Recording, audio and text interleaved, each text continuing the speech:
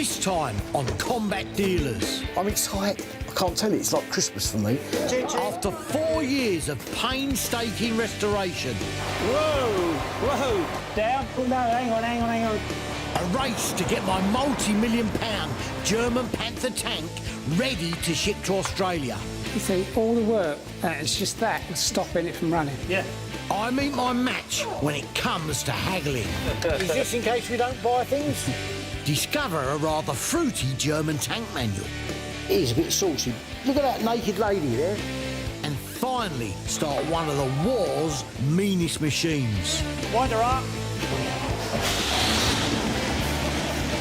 Ah, awesome. Look at that. I'm Bruce Crompton.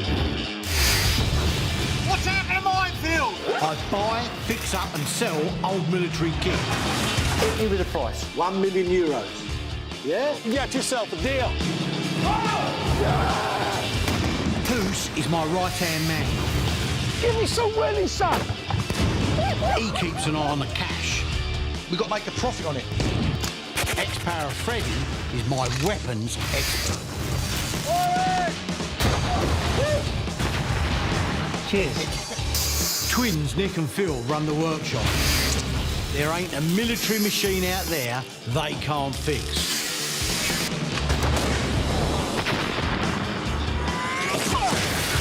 There are worse jobs. Yeah, that's what people keep saying.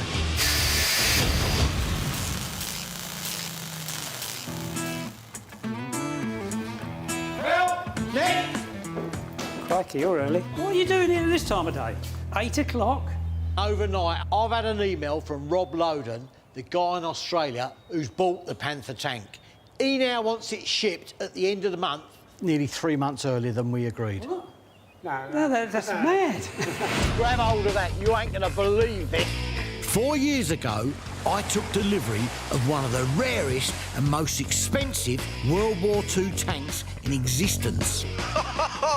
Where's the Panther? Not just any tank. No, the Panther. In my 40 years of collecting and doing stuff up, this for me is the best thing I've ever had, could ever dream of getting. The Panther cost a staggering 1.5 million quid because it is arguably the best battle tank of World War II.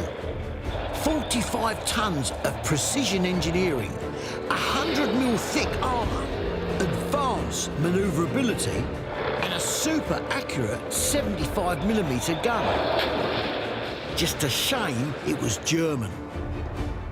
For the last 4 years, Nick and Phil have been lovingly rejuvenating this monster, turning a decrepit relic into a fully operational Panther. When they're done, it will be one of only 6 working Panthers in the world, and worth up to, wait for it, a ginormous 14 million quid. They normally take about a decade to restore. But no one else has done one in 4 years. No, this is some kind of record, and to this standard. This is madness trying to rush it through at this stage. You can talk till the cows come home, there is nothing I can do. It's one of the biggest private tank museums in the world. He wants it for an event. He's already booked the Panther onto a ship from Southampton in a month's time. To finish, the twins still need to rebuild the gearbox, fit the 9-ton gun turret and test drive the restored tank for the very first time. And it's all got to be perfect. We'll do our best, but unless you find the parts we need, we can't make that deadline. Fair enough. You know I love a bit of a challenge. Freddie, grab your bag. Got to see a man about Panther parts. This is daft. It's not going to happen. No.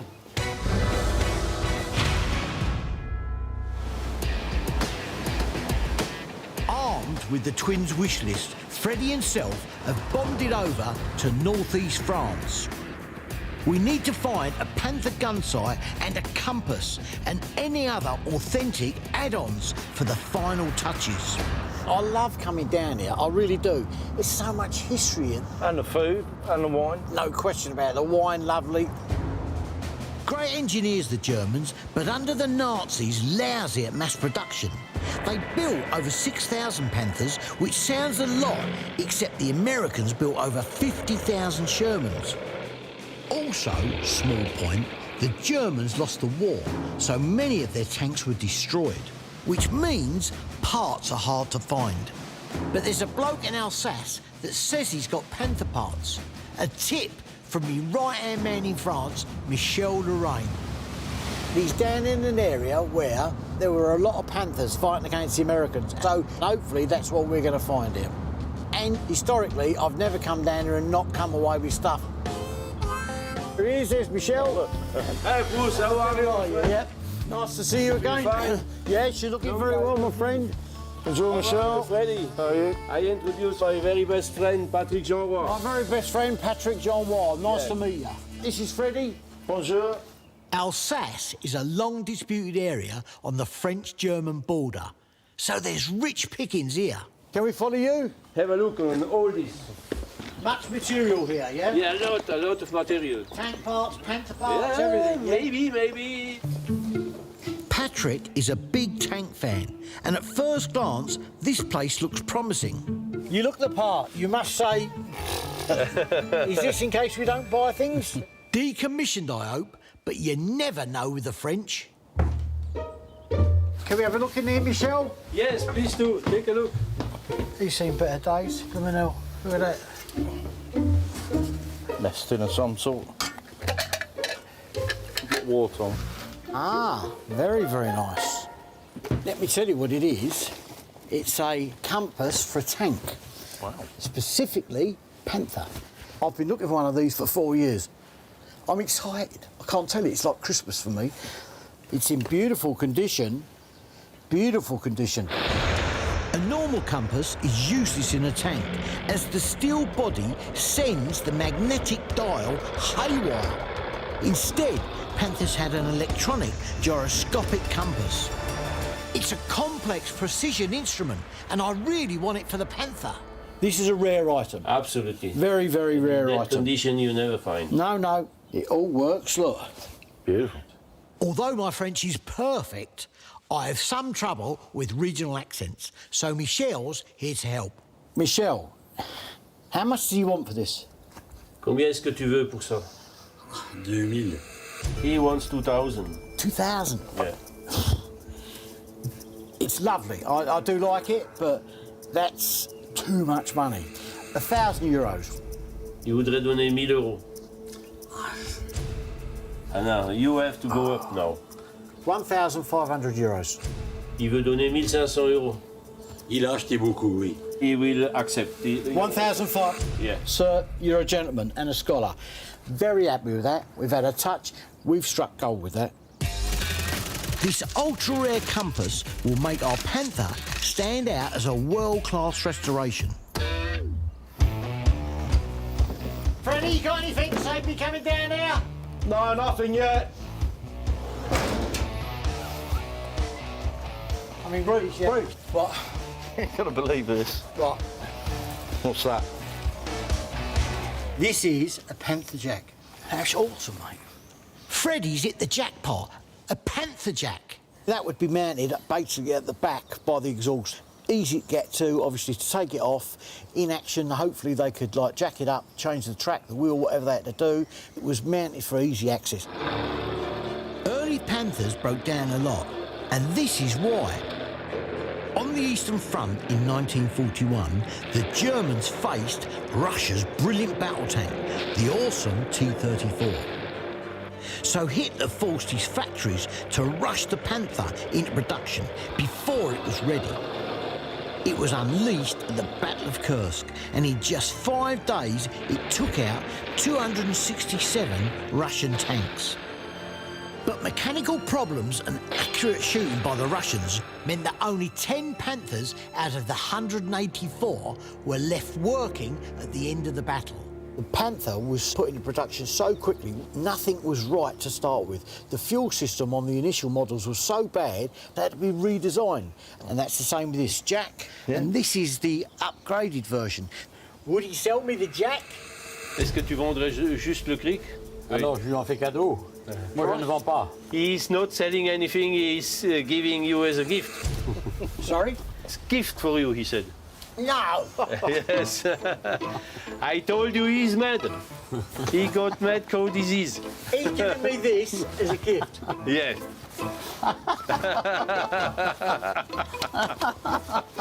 My friend, thank you, sir. That's awesome. Awesome. It's not often that such a rare beast is brought back to life. Everyone is excited, and it's buying me a lot of goodwill. Oh, hang on. Yeah, I've definitely found something here, Bruce. Let's have a look. Pair of wire cutters. Yeah. Yeah, bring them out here. This is definitely war-torn. Yeah, they are, aren't they? Yeah, look. German, very nice. Got an eagle on, or a budgie. Basically a swastika. Oh, like Eagle. a proof stamp. Cardboard on the handles as well.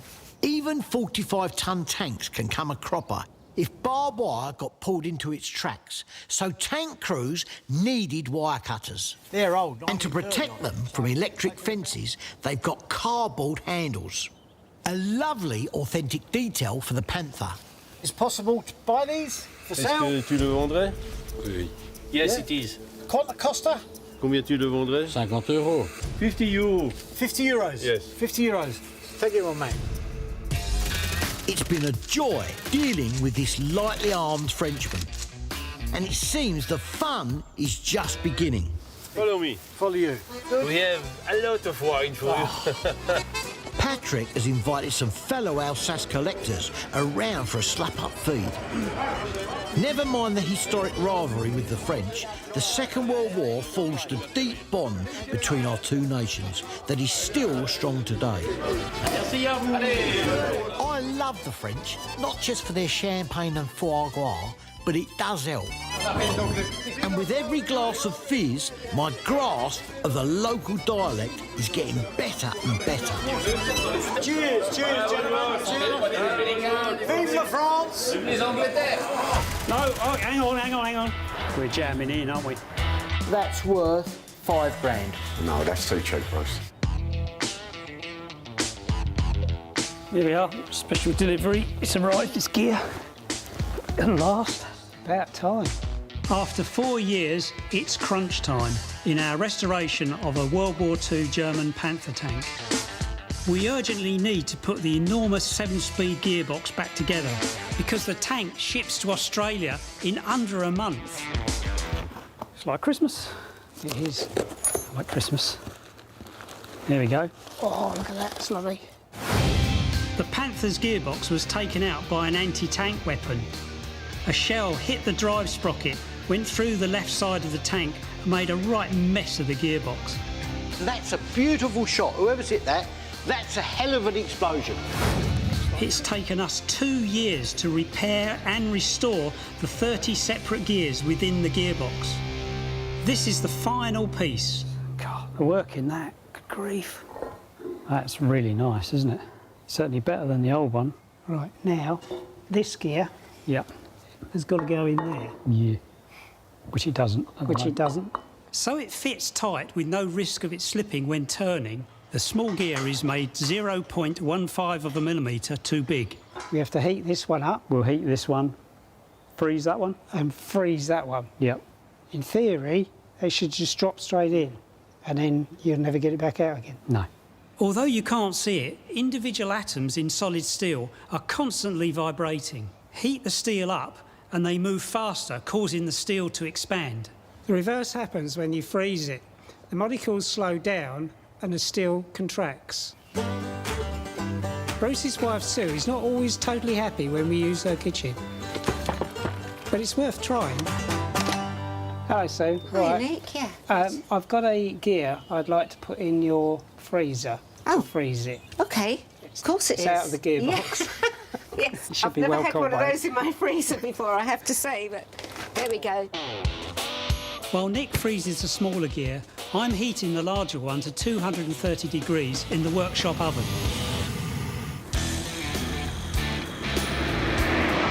Panther parts are getting extremely hard to find. They didn't make anywhere near the quantities that the Allies made with Shermans and other tanks. So it's just getting harder and harder. Freddie and I are back in Blighty, and still on the trail of a gun site for the Panther. Where exactly are we off to, Bruce? We're going up to see John. John Hussein's a good friend of mine. He collects militaria, but his main hobby is fishing. John often goes on fishing trips to remote parts of France. And when he's not fishing, he's snooping round farmers' barns searching for war booty. And he's got a right good eye, he sniffs stuff out. And over the years, he has managed to acquire some incredible stuff. On his last trip, John found what he thinks is a gun sight from a Panther. One of the last items I need to make my pride and joy the real deal star attraction at the museum in Australia. I'm trying not to get too excited. Come on, John! We can't just go straight in there, Bruce. He's a good old friend of mine, come on. Follow me, I know he's got all his stuff. Yeah, look. Hello, Bruce. Hello, mate, all right. How you doing? Now, I've seen what you've got me up for. Can we have a look at it, yeah? Of course you can, of course you Right. Do you know what it is? can. I know what it's worth. Now, you know when they say it's what it says on the box? Yeah. It's what it says on the box. Exactly. This is the Panther sight. Oh, God, it's not brand new. It's brand new. It's perfect for what we want. The Panther's main gun could hit a tank from over 1 kilometre away, so it needed a pretty hefty telescopic sight. Nice. Very, very nice. This is perfect for us. This is for the main gunner. It's been said that the Panther had one of the most effective tank guns of World War II. But one of the best guns in the world is no use if you keep missing your targets. Sadly, Germany also had the brilliant camera and lens-making firm Zeiss. So they were able to get this amazing bit of kit, which made the Panther one of the most accurate and deadly tanks of the war. We were losing so many tanks, they actually talked about the German guns in Parliament during the Normandy campaign, because we had nothing to the quality of the Germans. You like it? Yes, I really do. I really, really do. Yeah, the optics are as clear as a bell. Be careful with it. I'm going to put it back in a box before it comes worthless and I'll drop it on the floor. Okay. It's in such good condition, it ain't gonna come cheap. Hit me with the price. 10 grand. For what? 2 of them? Where's the other one? No, you Listen, got... John, honestly, that's worth 5 grand. No, that's too cheap, Bruce. I can't be going 10 grand, John, no way. I'll come down to 9 grand. No. Give me 7 grand. 7 grand. Yeah. Done deal. 7 grand, I ain't gonna argue. All right, that's Lovely. done. All right, lovely. That hurts, but I ain't got any choice. It's key to making the perfect Panther. So what, Fran Freddy, I'm gonna go through this fire extinguisher. That's nice, but I don't know what vehicle it's from. I know what these are. Air clippers. Yeah, exactly. Do you need a haircut, I Freddy? had them last week. No, let me try 'em. Let me try 'em. You notice my highlights? Are they German, by the way? Yeah, they've got markings on. Each unit would have somebody with a set of them. Obviously, you think fleas, they've got to be kept reasonably clean. Really, actually quite a crucial thing, especially if you're living in the close confines of a tank. How much are they? 10 Bruce. We'll have them, John. Yeah. Done. Job done. Tenner. We'll make up a little pack, put it in the tank. Nice. Result. These wartime clippers are a lovely little addition to the Panther. A reminder of the crews that lived and sadly died in tanks like this.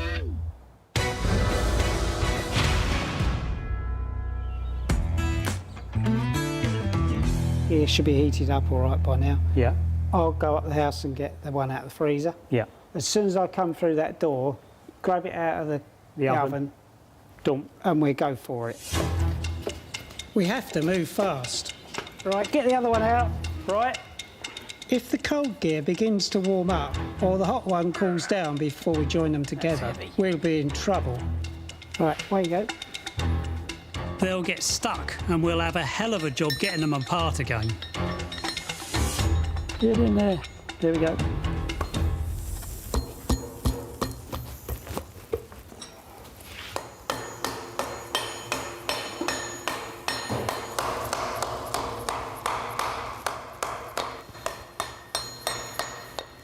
Yeah. You're in. Yes! That was a sweat. Whoa, wow. I had a real bad feeling then. Yeah. If that had got stuck halfway, we would have been in deep trouble. Now we have to put the gearbox back together and carefully manoeuvre the 1.3 tonne unit back into the belly of the tank. What could possibly go wrong?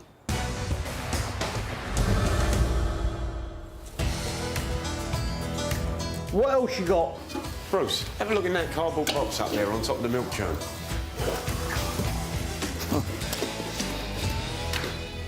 It's a Tiger feeble.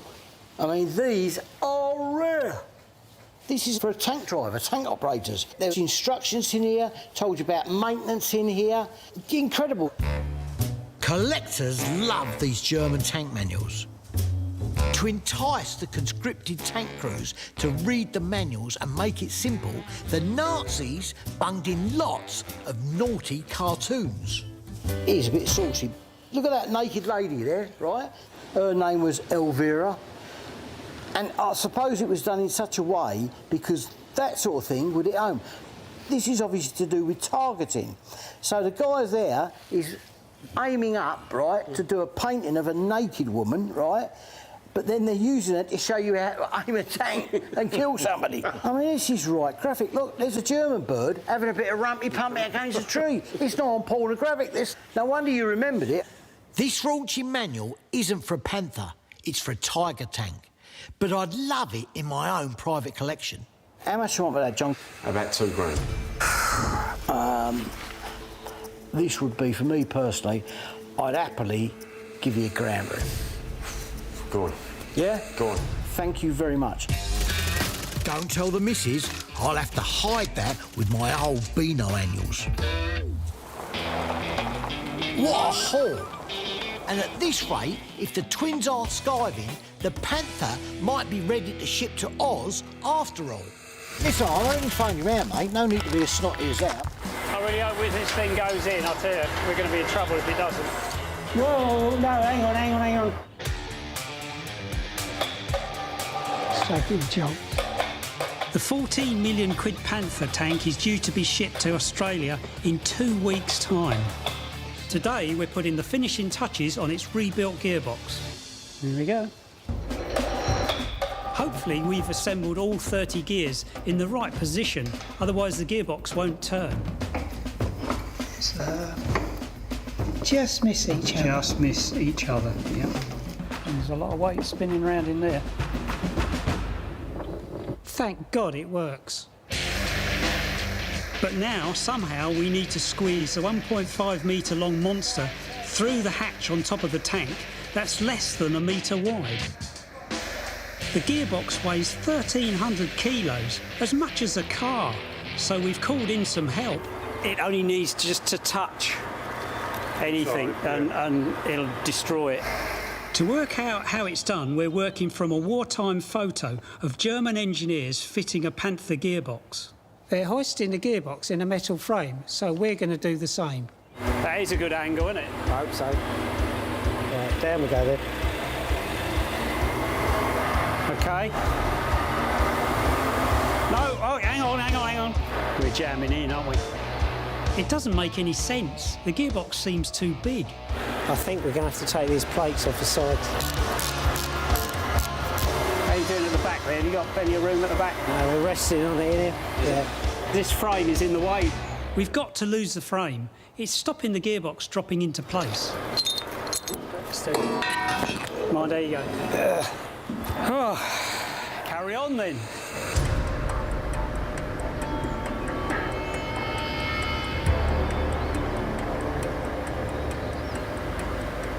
It's going down all right. Whoa! She's down. That's it. She's in. That was a bit of a drama, wasn't it? Obviously, the photo was a bit of disinformation by the Germans. This is how you put the gearboxes in, but it isn't really. That's a tank equivalent to an organ transplant.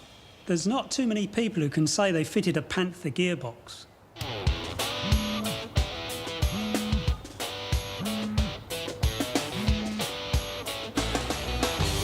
Hello? Hi, Bruce. It's Nick. We've got a problem. What? We've got it all together, the gearbox all done, it's all in, ready. it won't start. There's a problem with the ignition switch. The ignition starter? I think we've got the wrong one in it. This is a nightmare. 75-year-old Panther ignition switches, as you can imagine, are not easy to find. And the tank is due on that ship in 3 days' time. Absolutely no way it's going to Australia without an ignition switch in it. You can't. It won't run. It just physically won't start. Now, all right, we'll sort it. OK, bye. An ignition switch for a World War II Panther tank? I mean, where do you start? Hello, mate. Yeah, listen, I'm after this ignition switch. I don't know if you can help me, for the Panther engine. OK, thanks for your time. Cheers, mate. Ta. Well, I know they're not on the shelf. I know, that's why I'm phoning round everybody. Listen, I'm only phoning round, mate. No need to be as snotty as that. I'm only... Oh, and same to you, mate. Cheers. As you know, I'm pretty good at tracking down tank parts, but even my little black book is feeling the strain. All right, big day today then. This is the last big chunk. The truck driver's ready with a crane, so we're good to go. We've resprayed the tank, and leaving Bruce to worry about the ignition switch, we're about to lift the monster 9-ton turret onto the tank.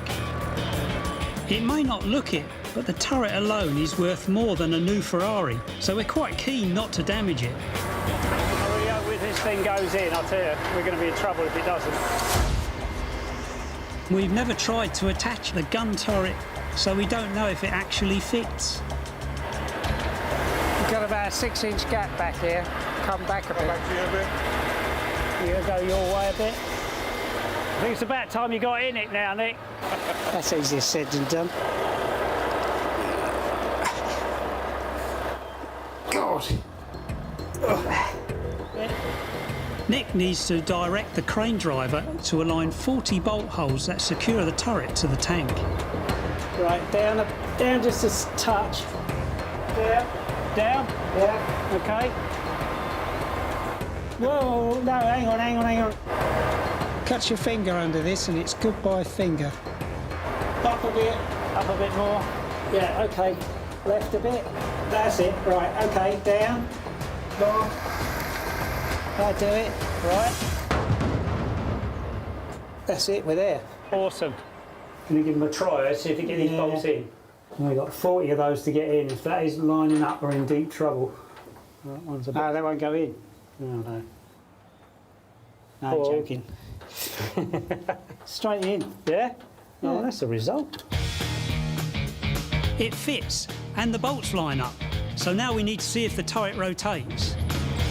The tank's drive shaft turns the turret 360 degrees in 18 seconds. But as it's not yet powered, we've had to go for the manual option. How far is that? Is that all right? Yeah, that's fine. Moving all right? Yeah, it's not moving that fast, but it's definitely moving okay. The manual option meant the gun could still be operated if the tank lost power. Crews could do a full rotation in about 4 minutes, an eternity if you're under fire. 4 minutes? At this rate, we'd be lucky if we do it in 40. You know, this is probably the first time this turret's moved like this since the war. Amazing, isn't it? That's moving really well. With the turret fitted and working, there's not much more we can do until Bruce can find us an ignition switch.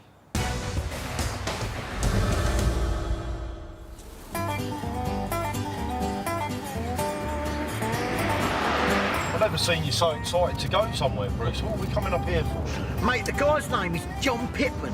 So I tried him out of the blue, right? Lo and behold, he thinks he's got an ignition switch. Now, if that is, honestly, mate, I'll be doing blooming somersaults because we've got the best restored Panther tank in the world. In the world, right? But we need this silly little switch just to finish it. John is an old collector mate of mine with a passion for doing up old vehicles from the war. I'm praying he's got the final piece we need. Hello, mate. All right. Hi, Bruce. How you going, Listen, mate? Yeah, fine. Thanks for seeing me. We've come up here rapido. Yeah. Where is it, John? It's upstairs. It's on the mezzanine floor on the left-hand side. Can you get it or...? No, I can't, mate. I've got a bad knee. Oh, OK. Well, I've got a trusted ally here, and he's really good at climbing ladders. Can you I'm going. Well, you're good at that, aren't you? Because you're an ex-paratrooper, so... Yeah, coming down's easier. Mostly Allied stuff up there, Bruce. There's a wardrobe, some boxes. Oh, hang on, yeah. Got it? Just. Yeah, got it. Yeah, I'll catch. No, don't do that. You give me a coronary. Come downstairs, bring it down, I'll get it off you. Different sized tanks had different ignition switches. If this ain't the right one, our Panther ain't gonna purr. Come on, give us it. Give us it. Oh, yeah, come on. Oh, I thought you were helping me down I then. am. That's it. That's it. We could take this apart and have it really well cleaned up. It'd be like brand spanking new. This is the final bit of the puzzle to finish off the Panther restoration. I'm desperate for this part, but don't want to lose me trousers. I appreciate you seeing me straight away and letting us come up here. How much for that? 500 for it. How much? Yeah. I mean, I want it, but I can't go more than 200 quid for that, mate. 250, it's yours. £250. 250 quid. Done. Deal. 250 is a bit on the steep side. Who else is after a Panther tank ignition these days? But at least we've got what we came for. John, while we're up here, I see you got some other buildings there with other stuff in. Yeah. Can we have a butcher's? Yeah, you brought some money with you? Yeah, don't worry, I've got a few quid on me. We should be heading straight back to the twins with this ignition switch. But I can't help myself. Oh, bike stuff here, Freddie. Jerry cans. Hold it. Just a minute. What you got now? Look at that. There's a bucket. No, it ain't a bucket, let me tell you. It's a galvanised bucket. In Panther tanks and anything in closed vehicles, crews used to carry these. You know what it's for, don't you? Well, you're in a tank, right? You're having a tear up, right? You can't get out of the... you can't... Sanitation. No, don't. I'll tell you, if I was stuck in a tank with you, I wouldn't want to see that coming out the back of your trousers. No, all tanks had these. I mean, you had to piss somewhere in a tank when you're in a tear-up. You can't get out of the tank. But you can't empty the bucket for the same reason. That must have actually reeked in there. Yeah. I like the sanitation bucket, but I've got one already, so I'm giving it a pass. About Hold it, what's 1938. that? It's a German lamp, yeah? Yeah. It should say on here, Panzerlampen. I've seen them in white and red, OK? These could be carried on night or could be hung on the vehicles, right? Yeah. An original battery-powered tank lamp, that would be the icing on the cake. At night, with the engine turned off, inside a tank, it must be pitch black. You know, that's going to illuminate it a little bit so you can do a bit of maintenance, eat your rations, do some repairs on the vehicle, that sort of thing. We could stick that in the Panther. Yeah. Look nice. How much that, John? To you, mate, 200. Come on, you got, listen, 100 quid. No, mate, no, it's a bit more than that. I'll meet you halfway, 150. 150 quid. It's Deal. yours. I'll have that, I like that. It's nice. Bargain. A lovely final touch for my perfect Panther.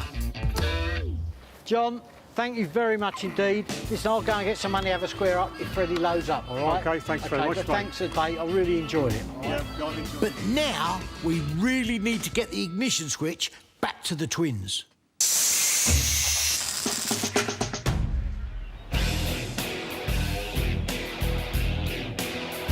Right, I have in my hand the ignition switch, at last. Oh, crikey. This is what we've been waiting for. The Panther's ignition system generates its own power for the spark plugs. I've cleaned this one up and painted it. Now I hope it actually works. This is it. This is the one.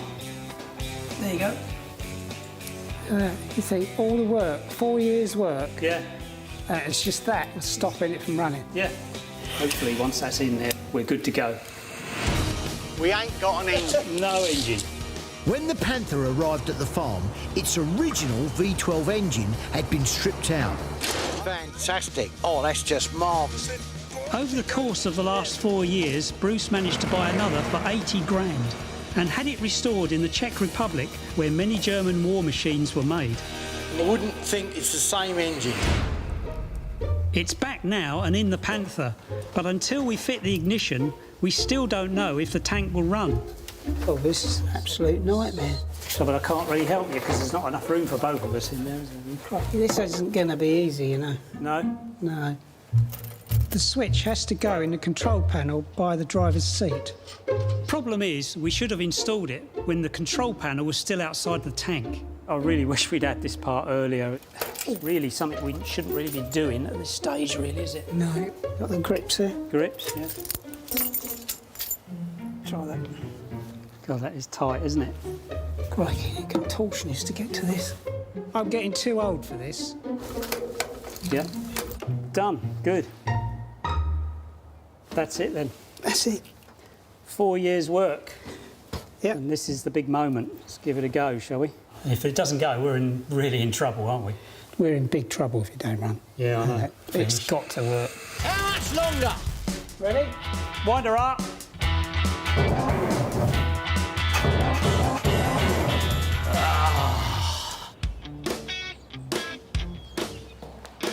Are you ready for the big moment? Yes. We changed the ignition switch, so that should be all right now. We're just hoping we've got everything right.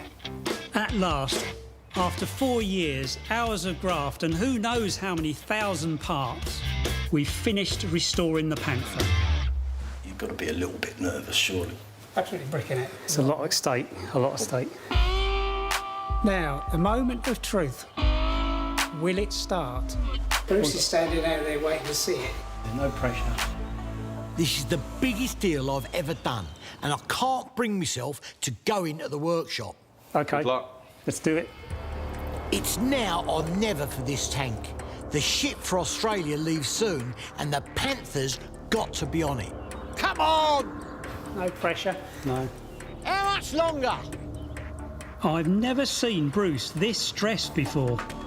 Moment of truth then. Ready? Wind her up.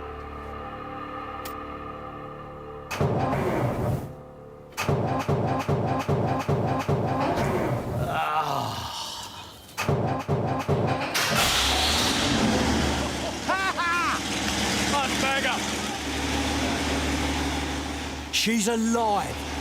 Listen to that Panther purr. Roar it, rev it, rev it. Music, music.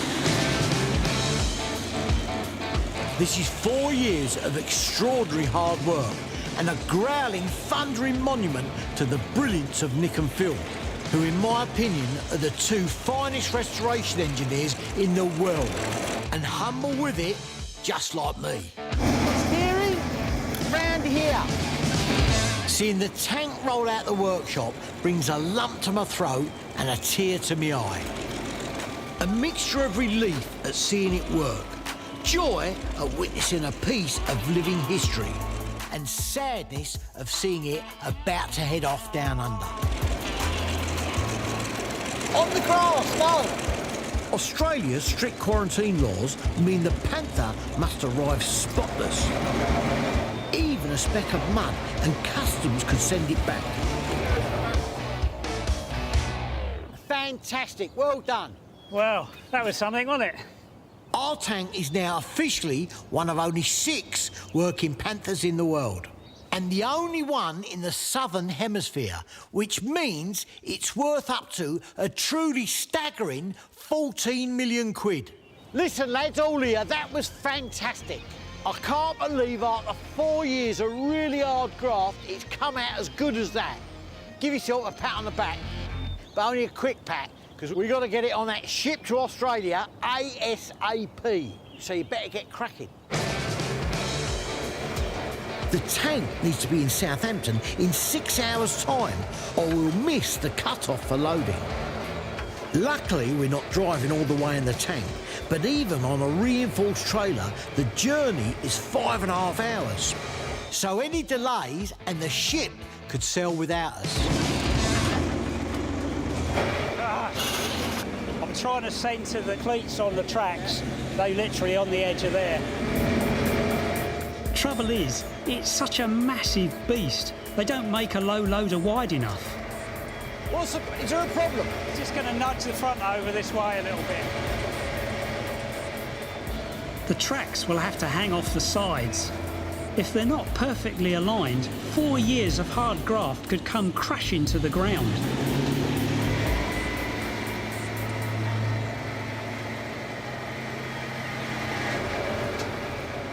Wants to turn this way a little bit.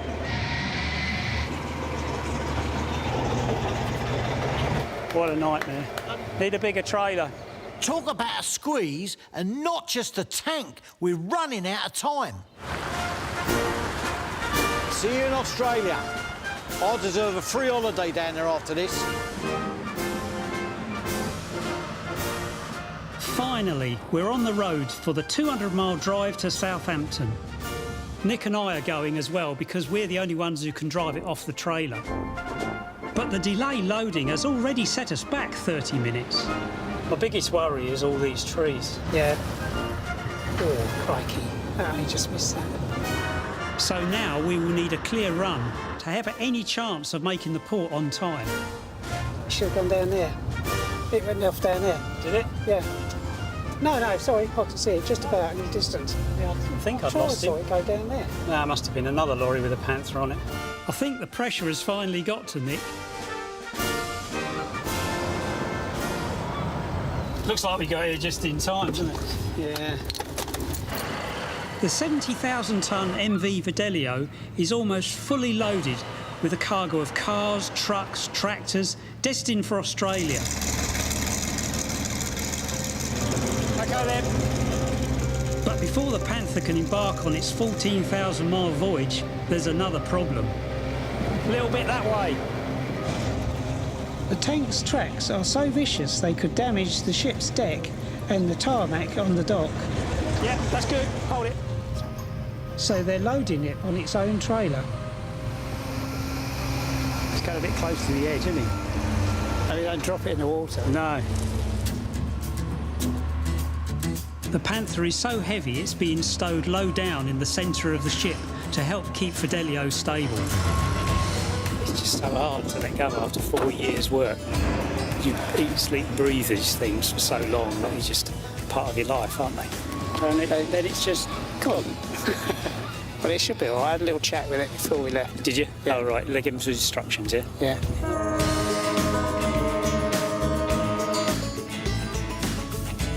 It will take 6 weeks for the tank to arrive in Australia, at which point I'll breathe a £14 million sigh of relief. Bon voyage.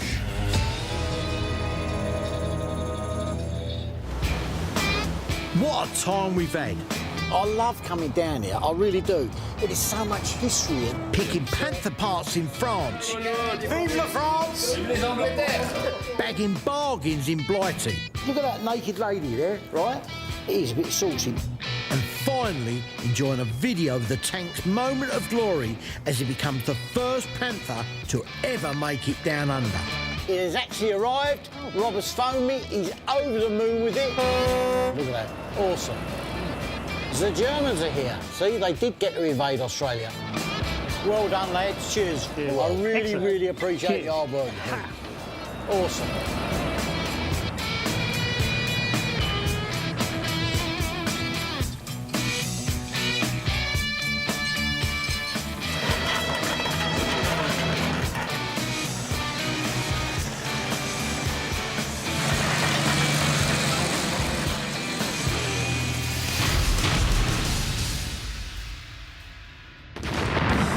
This time on Combat Dealers, it's personal. My mother was here all through the Blitz and everything. Crompton's War, where my family were right on the front line. There was terrible, terrible devastation around here. I tracked down weapons that brought horror to the home front. These were designed to kill civilians. And my business is catapulted into the 22nd century. I'm going virtual. They're going to put this stuff in video games, which will go worldwide. And to cap it all, we blow up Freddy. My eyeballs are rattling around in it. I'm Bruce Crompton. What's happening, minefield? I buy, fix up and sell old military kit. Hit me with a price. €1 million. Yeah? Get yourself a deal. Poos is my right-hand man. Give me some willy, son. He keeps an eye on the cash. We've got to make a profit on it. Ex-Para Freddy is my weapons expert. Cheers. Twins Nick and Phil run the workshop.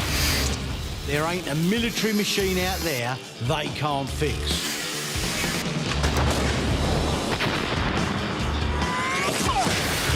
They're all worth worst jobs. Yeah, that's what people keep saying.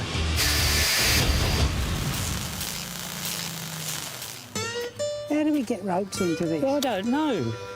Bit hard, isn't it? Yeah. The ground's solid. Oh, dear. When Bruce promised us a day out of the workshop, I thought he meant a nice day trip somewhere. But he's got us breaking our backs building a wartime Anderson bomb shelter. In 1939, with war looming, around 1.5 million of these were built in back gardens all over the country. It could take a while. Yeah.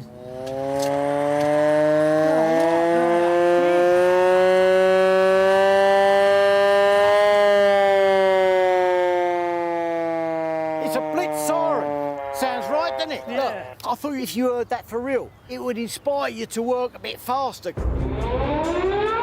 Sirens like these were screaming out everywhere between September 1940 and May 1941 as the German Luftwaffe dropped thousands of tons of bombs on British towns and cities. 43,000 civilians were killed and many more injured in what became known as the Blitz. Hitler wanted to destroy the ports, cripple industry and instill fear in the people so we'd surrender. But not wanting to spoil the ending, it didn't work. So, why do we need an Anderson shelter? Because we've got a new client called Rebellion. They're a computer games company. They're coming to photograph and scale up every original item from the Blitz that we've got and put them in video games, which will go worldwide. The computer games company want to come and make a 3D virtual model of my stuff and shove it in one of their games, and they're especially keen on the Blitz. Actually, we haven't got many Blitz items, have we? I know we ain't, and that's why me and Freddie are going to dive away and do a bit of picking. Can you buy a hole? I can buy whatever you want. About this size. By the way, I need this done by the end of the week. Thank you and over. The Blitz is deeply personal to me. My mother grew up in London's East End and witnessed the devastation and horror firsthand, staying behind while thousands of other youngsters were evacuated out of the city.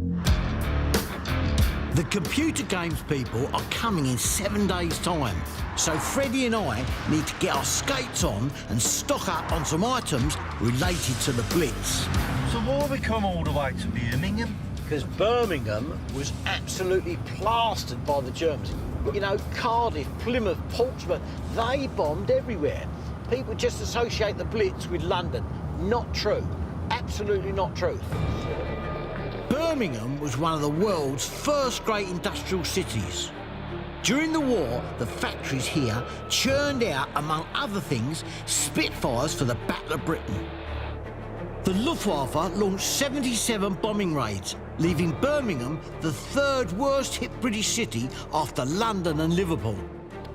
But the extent of the damage done to Birmingham was hushed up. Churchill didn't want to alarm the rest of the country or let the Nazis know how devastating their bombs had been. The guy we're going to see, Craig Leonard, I've got to be honest with you, has been collecting stuff from around this area for donkey's years. And he's got a lot of Blitz stuff. Craig deals in items from the Bronze Age onwards and often supplies films with props.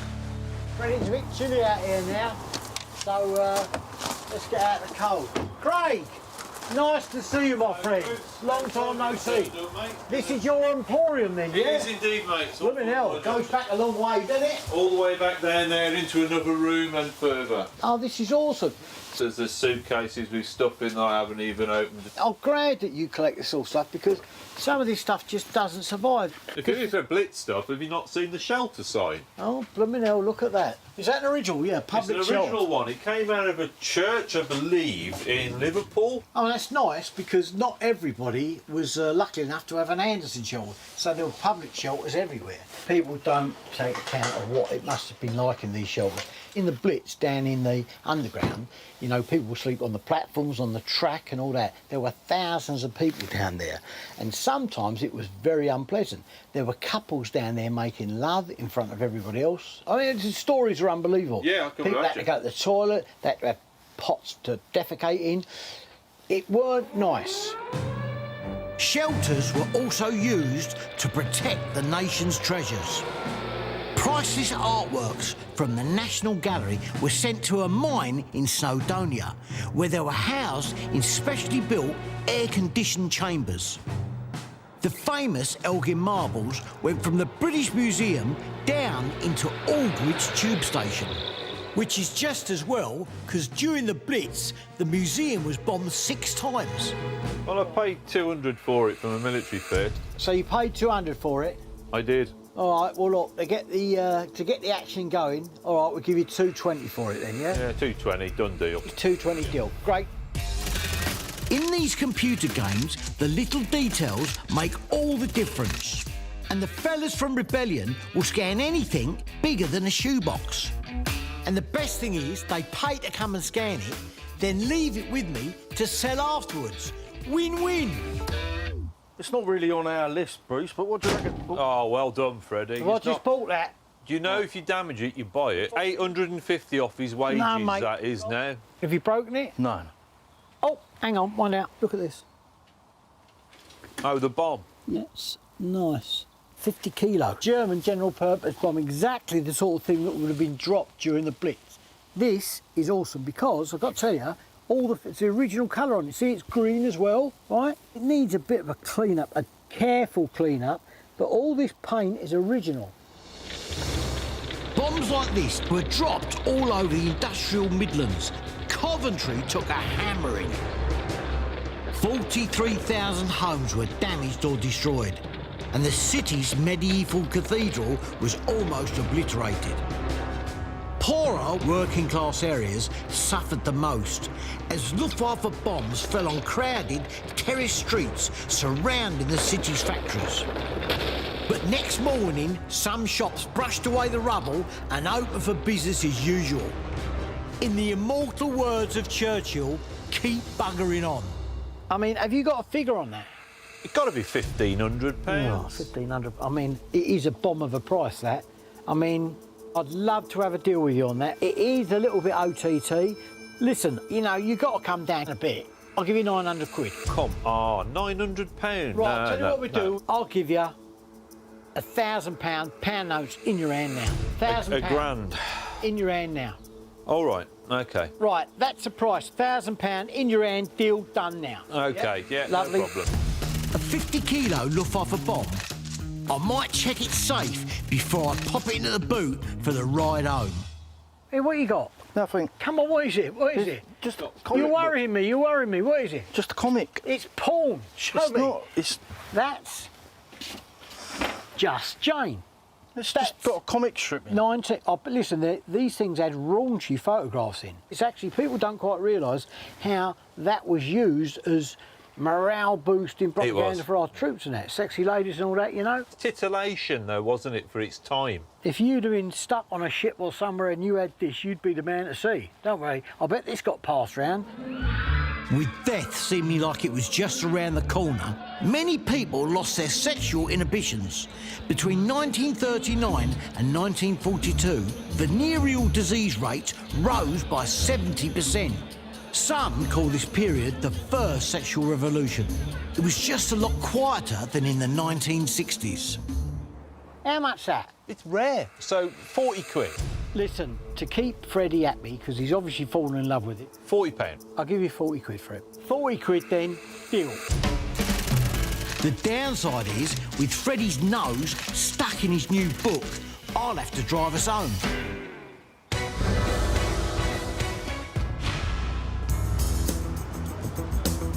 Our next stop is a dealer who specialises in items from wartime London. To break the journey up, we stopped off in Plaistow, proper East End, and my family's old stomping ground. Look, it's the Black Lion pub. Wow. Now, this is my granddad's pub. He had it for getting on for 30 years. My mother was here during the war, all through the Blitz and everything. Some of the stories she told us about are unreal. The London Blitz started on Saturday, the 7th of September, 1940, and became known as Black Saturday. Almost 1,000 Nazi aircraft flew up the Thames and attacked the docks, aiming to destroy vital food supplies and starve us into submission. Wharfs and factories from Woolwich to the Tower burned. My mother remembers seeing the inferno from here and the smell of burnt sugar as the Tate & Lyle sugar factory went up in flames. In the aftermath, families dug the bodies of their loved ones out of the rubble. London was altered forever. Good morning, you open, sir? We certainly are, yeah. Thank you. We'll better have a beer first, don't we? Yeah, that sounds like a good idea. I'm hoping the current landlord, Tom, can tell me a little bit about me granddad's pub during the Blitz. It's lovely to come in here, it really is. You've got lovely photographs and everything on the wall. Have you got a lot of memorabilia from the war? Yeah, I've actually got a couple of pictures of some bomb damage around here. This one in particular, just across the road here, just next to Sweet Street. Right. You can see the front of the pub. You can see a bit of damage to the windows blown out in the pub. Oh. Part of the roof missing, where the bombs just landed here. Now, and that was just... That's just over there. 20, 30 yards away. See them new buildings there? That's that. So you can see they're all... that was all blown up during the war. Well, look how close it is. I know. There was terrible, terrible devastation around here. The stories my mother's told me about this place, it's just incredible. She come out of here one day with her two brothers after a heavy raid, and as they walked down the street there was a guy in a bath, dead in a tree. Wow. In a bath. You imagine being in the Blitz, you've got everything going the Germans' way at that time. Yeah. And instead of breaking the will of the people, the good old British spirit pulls together and actually hardens their resolve and subsequently go on to win World War II. Very much so. I found loads of stuff as a kid over here. I thought I found a Spitfire nose cone, then my father destroyed me by telling me it was a headlamp. Most of the good bits off of here are in the bottom of there. That's really chewed right up. Just get my hair cut in there. There's a drink in there. There's the late night drinks in there. Freddie and me are on the hunt for items related to the Blitz. Our search has brought us to Hornchurch in East London, where my parents moved us to when I was a kid. The Tandoori there, that was the Akash. These are all places I used to go to. What's this place we're visiting now? Right now, we're going to see a chap called Terry, because he's got some items I think would be perfect for our client for the Blitz collection. Terry has helped set up a heritage centre at what used to be RAF Hornchurch. Well, this is it, and it's completely different to what I remember as a kid. Grass runway, right? The main hangars were over there. I found loads of stuff as a kid over here. 1969 is the first time I come over here on my own, on my bike. I thought I found a Spitfire nose cone, then my father destroyed me by telling me it was a headlamp. But that didn't deter me. This place ignited my lifetime passion for history and wartime memorabilia. Terry. Hello, mate. Hello. Bruce. How you doing? Freddie. Oh, hey, Freddie, nice to meet I you. really appreciate you inviting me down here. More than welcome. Let's have a look. During the Blitz, Hornchurch was one of the most important airfields in the country. A final line of defence against German bombers attacking the capital. This is absolutely awesome, mate. I can't believe what you've done here. Sadly, Terry can't sell me items from the museum's collection, but he's got a stash of his own out the back, which he might be able to sell me. What is that? Is that a... That is part of a tail section of a V1 flying bomb. That's a V1? It is indeed. Well, I've got to be honest here, that is exactly the sort of bits I'm looking for. Hitler called it the V1 or the Vengeance 1, but Vengeance 1. sure, the people in London, they not refer to it as a doodle bug, a buzz bomb. Yep, because you could see these things. You could see them, then they stopped, right? And it's when that engine stopped. You knew it was near where you. it's coming, and it could come down and hit you anywhere.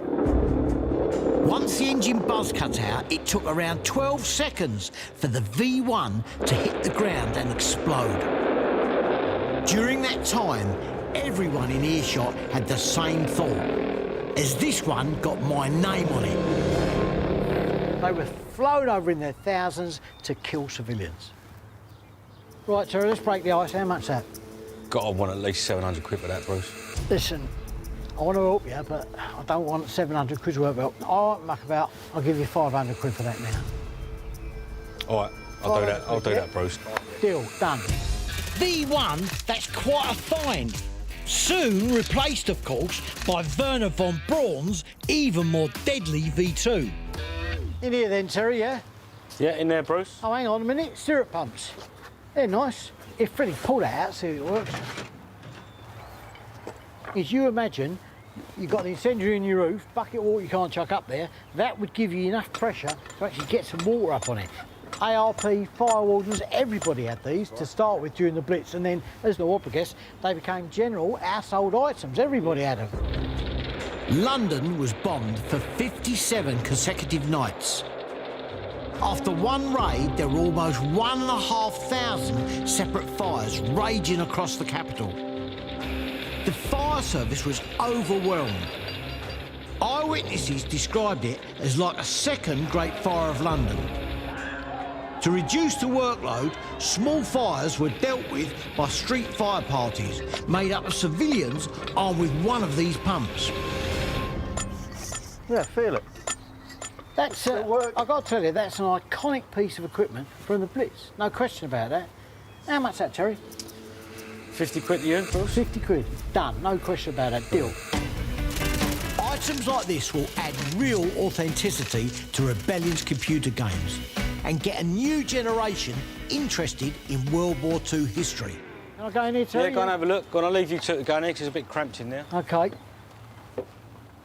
Look, this is Hornchurch. Look, it shows you where all the flying bombs, doodlebugs, V2 rocket, airburst rockets, unexploded rocket. That's awesome. But let's have a look, see what else. Tell you what, though, so while all these bombs are dropping, somebody probably would have had one of these. That's, what is it? Hand-operated siren. Have you got the rest of this at all? Yeah, it's in the box next to it, under there. It's completely knackered. Oh, is it? I bet it's the spindles. These things, notoriously, these spindles, people wind them and then try and stop them by turning it the wrong way. You're not supposed to do that. Oh, yeah, look. Ah, look, that's completely knackered. Mashed it right up. Jesus, that is bad. Oh, that one is proper cream crackered. I've got to be honest here. I don't know, maybe we can get that repaired, do you reckon? Well, I mean, it's all complete. It's got the box, originals, all right, markings on everything. I mean, I know it's broken, Bruce, but nothing says Blitz like an air raid siren, does it? No. All right, listen, I'll tell you what I'll do. I'll give you 200 quid. Yeah, I suppose so, Bruce. Yeah. Why not? £200. Yeah, that's fine. Deal done. Yeah. I'm happy with that, mate. That's really, really good. I'll get this back to the twins tonight.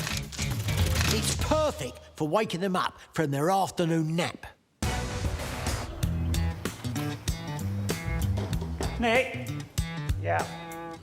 Got a text message from Bruce. He wants this looked at. What is it?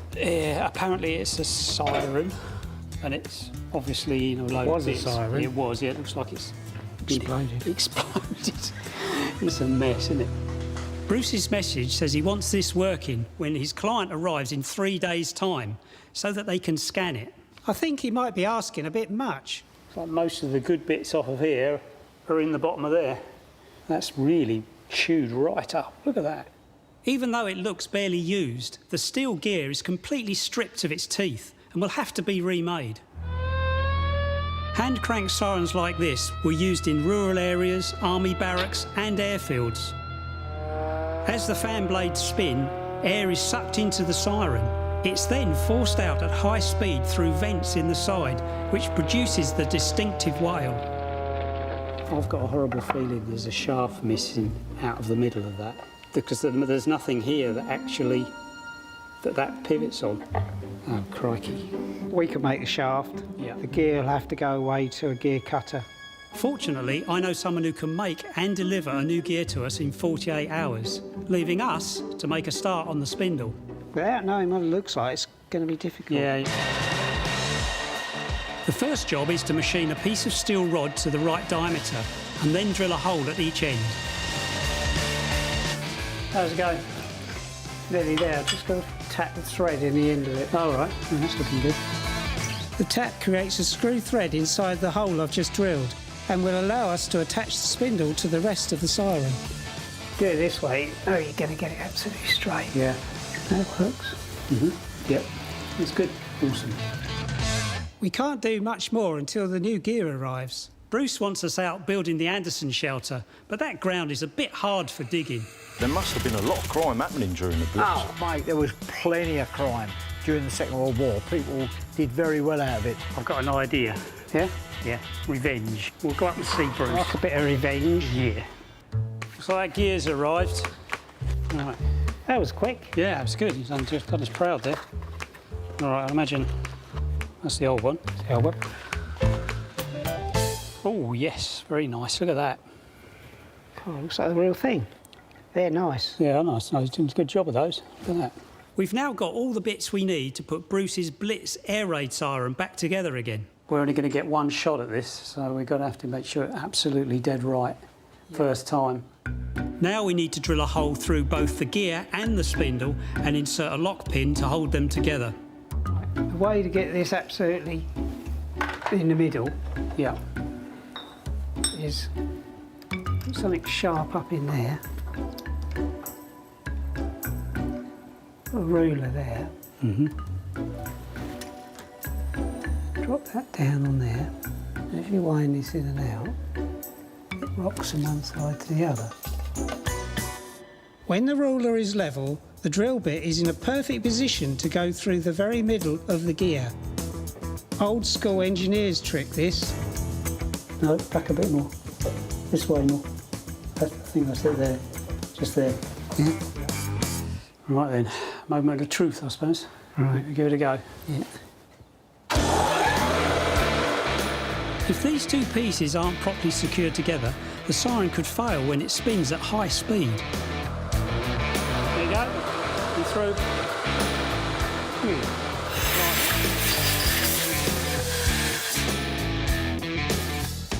Basically straight through there. That's nice. Now we can fix the gear and the spindle together. There's a slot right down the side of it. It's called a roll pin. Yep. And as it goes in, it squeezes up and fits really tight in the hole. Yep. I'll hold it steady while you knock it. All right. Okay. Perfect. Yep. That ain't going anywhere. Awesome. Nice. That's better than the original, that is. It probably is better than the original, yeah. Let's get it assembled.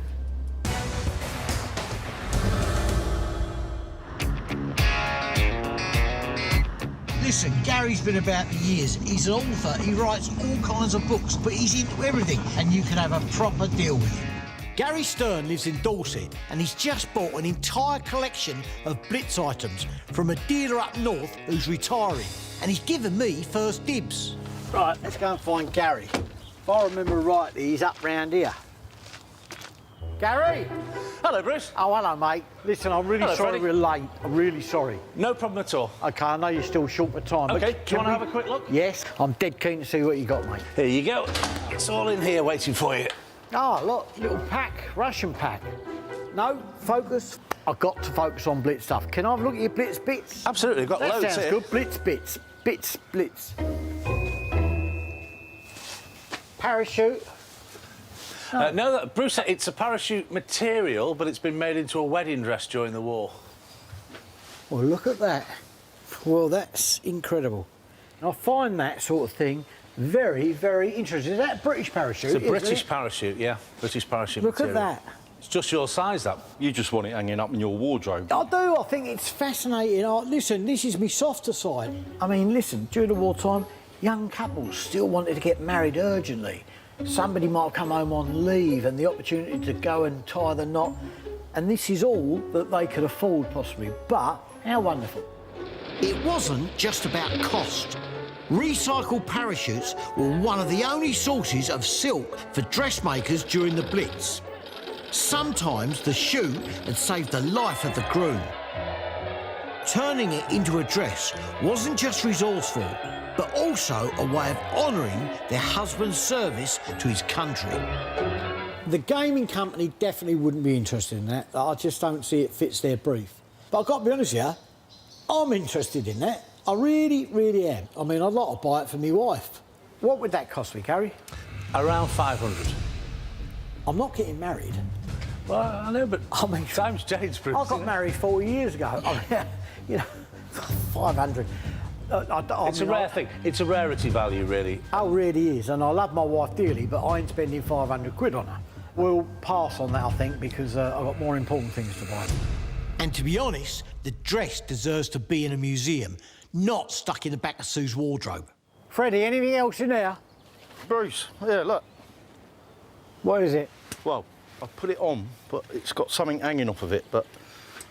Was that a proper wartime police helmet? Ah, now that's... And the carrying bag. Oh, is that what it is? Yeah, they're quite rare. Right, look, yeah. The carrying bag alone is quite hard to find. Let's have a look at that. Bruce, if you're interested in the police stuff, there's also a jacket belonging to the helmet hanging up there on the right. That police jacket, yep. This, yeah? Yep, definitely. Grab that as well, mate. Yes, I am interested in that, Freddie. Yeah, just hang that up. Definitely interested. Now, the helmet and cover, that's nice. Very nice. There must have been a lot of crime happening during the book. Oh, plenty of crime. Black market. Oh, mate, there was plenty of crime during the Second World War. People did very well out of it. Everyone thinks about Blitz spirit and pulling together. But the war didn't turn criminals into honest men. In fact, people became so desperate it could turn honest men to crime. One of the most common was fraud. If your house got bombed, you could claim £500 compensation from the government. But with so many homes destroyed, most claims weren't checked, leaving the door wide open for unscrupulous criminals to make bogus applications. Now, this is the sort of stuff they would definitely want to do a scan on. So I'm sure Gary's got a super price in mind for me, right? A very reasonable, friendly... Well, how much? £450 for the 3 items. £450? Really rare to find these covers. I know they are, but it's just a little bit rich, I've got to be honest with you. It's 300 quid. £350, Bruce, and it's yours. £350.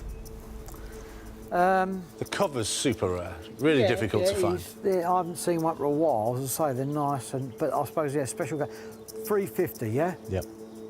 Done. Deal, I'll have that. 350 quid for the two. With Rebellion's hire fee and selling it on afterwards, I reckon I can still come out ahead on this helmet. One more thing before you go. Just have a look at that roll of maps over there. Right, what are they? There's about 30 maps, and they're all German Luftwaffe bombing maps or reconnaissance maps of the various parts of the UK, all dated pre the Blitz. Ah, blooming hell. I mean, they sent high-level aircraft over prior to the war, took photographs of the whole of the UK, and then they mapped it out and produced all these maps. Blimey, these are of Norwich. This is... I wonder if it's got my house on it down here. These are awesome, mate. So detailed, it's incredible. The RAF had very few night fighters, and anti-aircraft guns had a poor hit rate. But the British were able to jam the radio navigation beams that guided the Luftwaffe's planes. So although the Germans dropped 13,000 tons of bombs during the Blitz, they found it hard to hit their targets.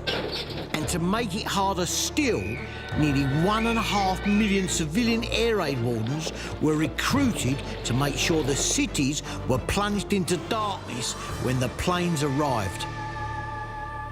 I mean, I ain't going to pull through the lot of them because they are a bit damaged, but... You got a price on these? Well, bearing in mind the damage, yeah, £200 for the lot. 200 quid for the lot? I could get more if I sold them individually. OK. All right. Listen, I ain't even going to argue. I'm happy with that. All right, yeah, 200 quid. Deal, done. And if I can find my house on one, I'll frame it and put it up in my living room. For what it is, it's quite nicely made. Yeah. Yeah. Really. This is the days of quality stuff. Yeah. The siren is back together, and we're about to find out if we put all the bits in the right place. Right, I'm ready, go for it.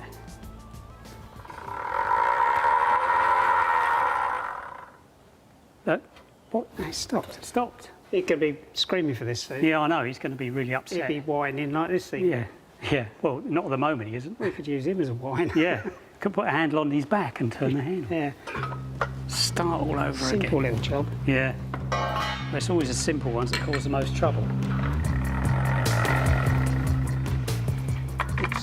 It's where this lid's fitting on.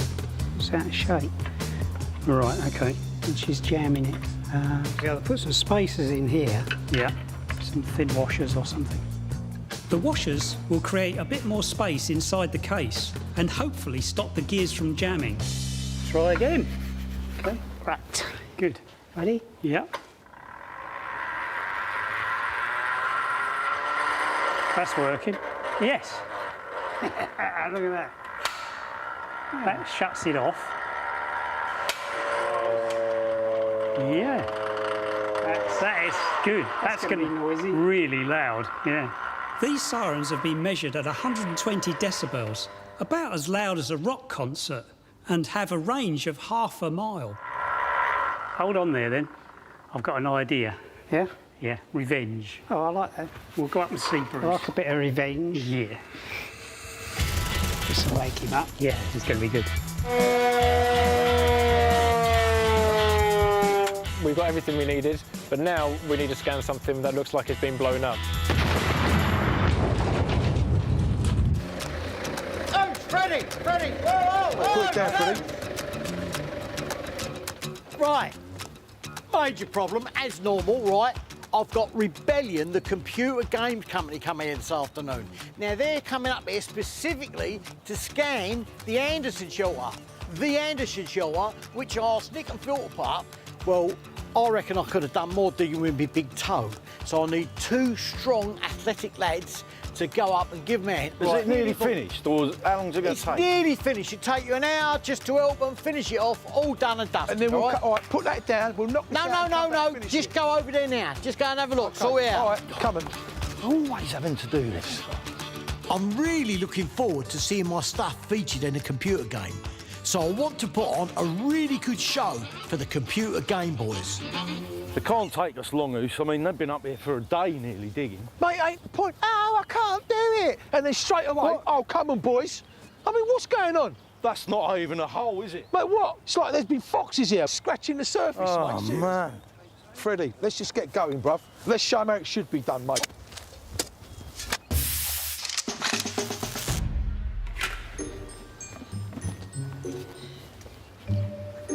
Right, just here I do. About there. Yeah, I do.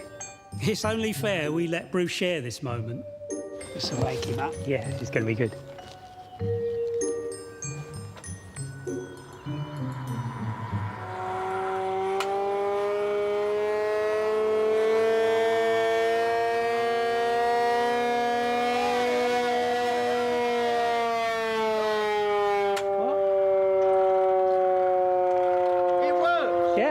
Brilliant. It's good. It's loud, I can tell you that. Yeah. Well, come on, show me how it works then. Right. Give you a demo. 2 warnings here. This is the full alarm, basically. This is an alternating note. Right. So it's 5 times, then let it go.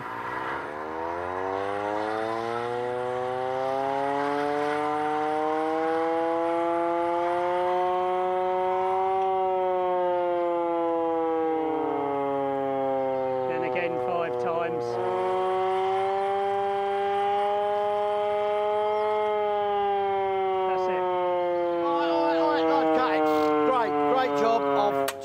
Had enough of that now. I don't want to upset the neighbours, you know what I mean? Absolutely awesome. I've got to be honest here, I'm glad that you did this rather than carry on with that Anderson shelter. So am I. We'll get Oos and Freddie to finish it up, but this is great. Well, that's definitely made the job worthwhile.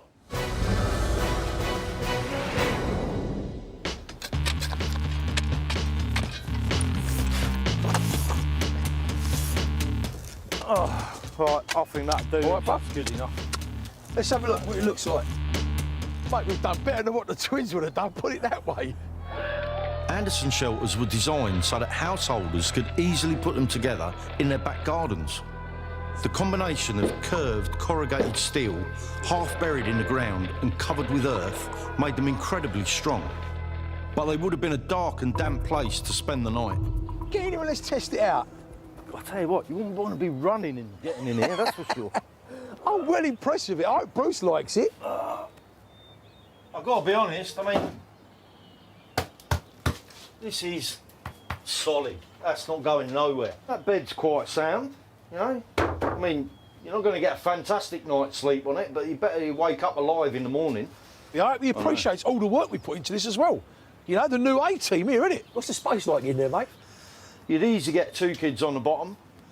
and someone on the top, but some of these did take up to 6 people. Now we've done the beds, I think I might have a little bit of a lie down. The A-team have delivered the goods just in time. Ross and Christoph from the computer game company have arrived, and after photographing some of the collection indoors, they want to get on with the shelter. Well, there it is, look. So that's what we've done. Looks fantastic. You know, these two have just finished it off for me. Didn't take long, did it? We'll talk about that later, yeah? OK, all right. Listen, Ross, this is Freddie. Freddie's our weapons expert. How you doing? And Nice to meet you. who's failed every maths exam he could at school, so he's my accountant and money man. This is Ross and his colleague, and they've come from Rebellion. Look at that camera he's brought with him as well. It's not like your normal, you know, Instamatic, is it? Ross wants to create a 3D model of the shelter before and after an encounter with a Nazi bomb. So Christoph is taking hundreds of pictures from every angle possible. He'll feed them into his computer program to produce a 100% accurate model that will feature as an interactive object in their game world. And once he's done, yours truly will supply the bang. We worked really hard on that. I reckon that's just as good as a wartime one. You reckon that's bomb-proof then? Well, it wouldn't take a direct hit, but it's going to do the job that it did in the war. Well, let me tell you, they come up here to really try and get something authentic. Why don't one of you two get in there while we let the blast off? I'll go in there. Yeah, you'd go in. Yeah. You'd both. No, let's make it fair, right? We'll toss for it, right? All right, OK. Right, one of you go in there. Yeah. If you're confident that's made as good as wartime, you're going to be laughing. I never expected to actually be in it. Well, listen, Freddie, right, come on, listen. if you're confident Heads or tails, heads or tails? Heads, mate. Tails. Oh, gutted. Great. So, that's you. All right, And what fine. we do is we get the boys to put a little bit more warmth in the explosions, right? Just to really recreate the atmosphere of shock and awe. All done, yeah? All done. So you've got all the photographs, you're happy with everything you got so far then, yeah? Fantastic. Got everything we needed, but now we need to scan something that looks like it's been blown up. To impress my clients, I've prepared 3 blasts to recreate a cluster of bombs falling nearer and nearer to the shelter. What Freddie doesn't know is that the first 2 won't quite be up to the old school Luftwaffe standards. Blowing up the staff isn't good for business. Freddie, get your camera. Make sure you film it. Right, well, let's just do this then. You got your nappy on? OK, Freddie, you ready? Yeah? OK. 3, 2, 1.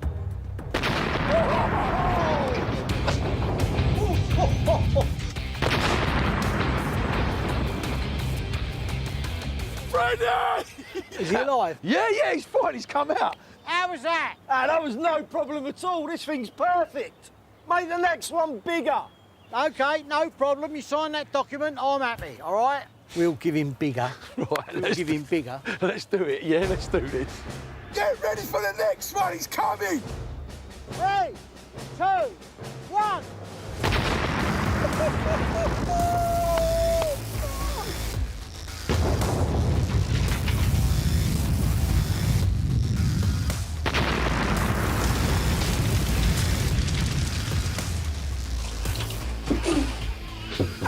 You all right there, son? He's still here! I've got to tell you, I am glad I ain't in there now. You can see why they put a toilet in there, can't you? You need it, right? You know? Let's go and have a look. How was that? I have seen that this has withstood the blast from a sort of bomb from the Blitz, but my eyeballs are rattling around in here. Fair play to Freddie, he's put his money where his mouth is. But that was just for starters. I want your players to see something as realistic as possible, and hopefully with what we're about to do, which is a 50-kilo bomb going off near an Anderson shelter. Hopefully this is going to be perfect, right? 50-kilo general-purpose bombs were designed for use against vehicles, troops and buildings, and one could easily destroy a house. So I think I'll sit this one out. OK, right, firing. 3, 2, 1.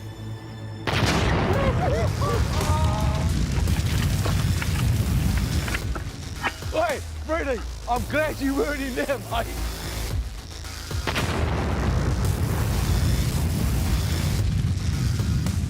Mate, that was good. I enjoyed that one. If you were in there, you probably would have survived. What do you reckon, chaps? Wow. Hey, I felt it. That was proper great. explosion. Yeah. That was like a double Tandoori Vindaloo. Given the size of the blast, I'm impressed with how well the shelter held up. Freddie and Oos must have read the instructions for once. So, Ross, that should enable you to do your photographs of after, I think, yeah? Yeah? Perfect. I've never seen anything like it. Well, there you go. You imagine being in that thing. That's got to look great in a computer game. I'm chuffed with that, and you? Yeah, really chuffed. This looks awesome. You can't beat the real thing. Ross and Christoph also love the other Blitz items I've got for them. And they're already talking about coming back for more. Mission accomplished. What a week we've had. A trip down memory lane. The stories my mother's told me about this place is just incredible. Tracking down war relics from the Blitz. Well, look at that.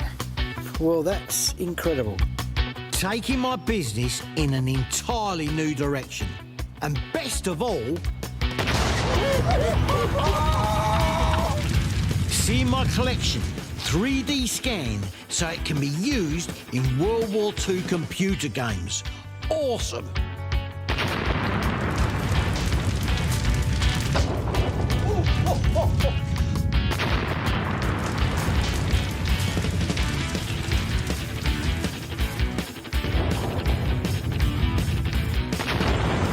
If you were in there, you probably would have survived.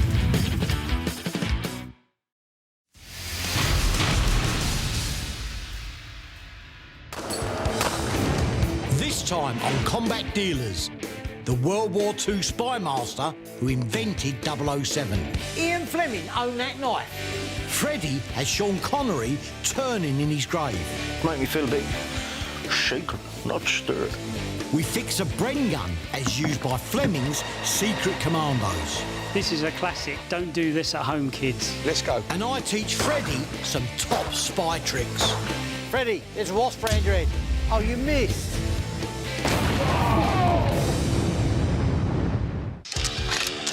I'm Bruce Crompton. Watch out for the minefield! I buy, fix up and sell old military kit. Hit me with a price. €1 million. Yeah? Get yourself a deal. Poos is my right-hand man. Give me some winning, son. He keeps an eye on the cash. We've got to make a profit on it. Ex-Para Freddy is my weapons expert. Cheers. Twins Nick and Phil run the workshop. There ain't a military machine out there they can't fix.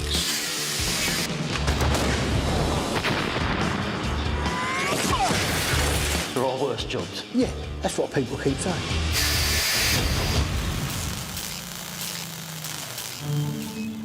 Obviously, I'm very aware of the fantastic work you've been doing and I'm intrigued by it. I'm on a video call with a Canadian historian called David O'Keefe. As you know, I've been dealing with Ian Fleming circa World War II, the creator of James Bond.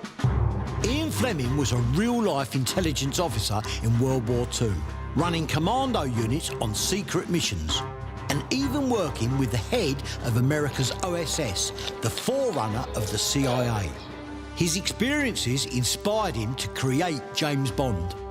I've been doing a lot of archival research, which is fantastic, but I'd also like to see what kind of artifacts may be floating around, and if you can get your hands on anything. I can definitely help you. So my mission is to find World War II spy gear that tells the story of Fleming and Bond, and to make sure I'm not seduced along the way by a female enemy spy, I'm taking along Freddie. Freddie! Freddie! Freddie's gonna love this mission. Octopussy is his favourite film. Freddie! Freddie! Hello, mate. Where's Freddie? I don't know. No idea. Is he not down here now? No, it's not here. No matter. I'll arrange a clandestine rendezvous in Fleming's old stomping ground, St James's in London.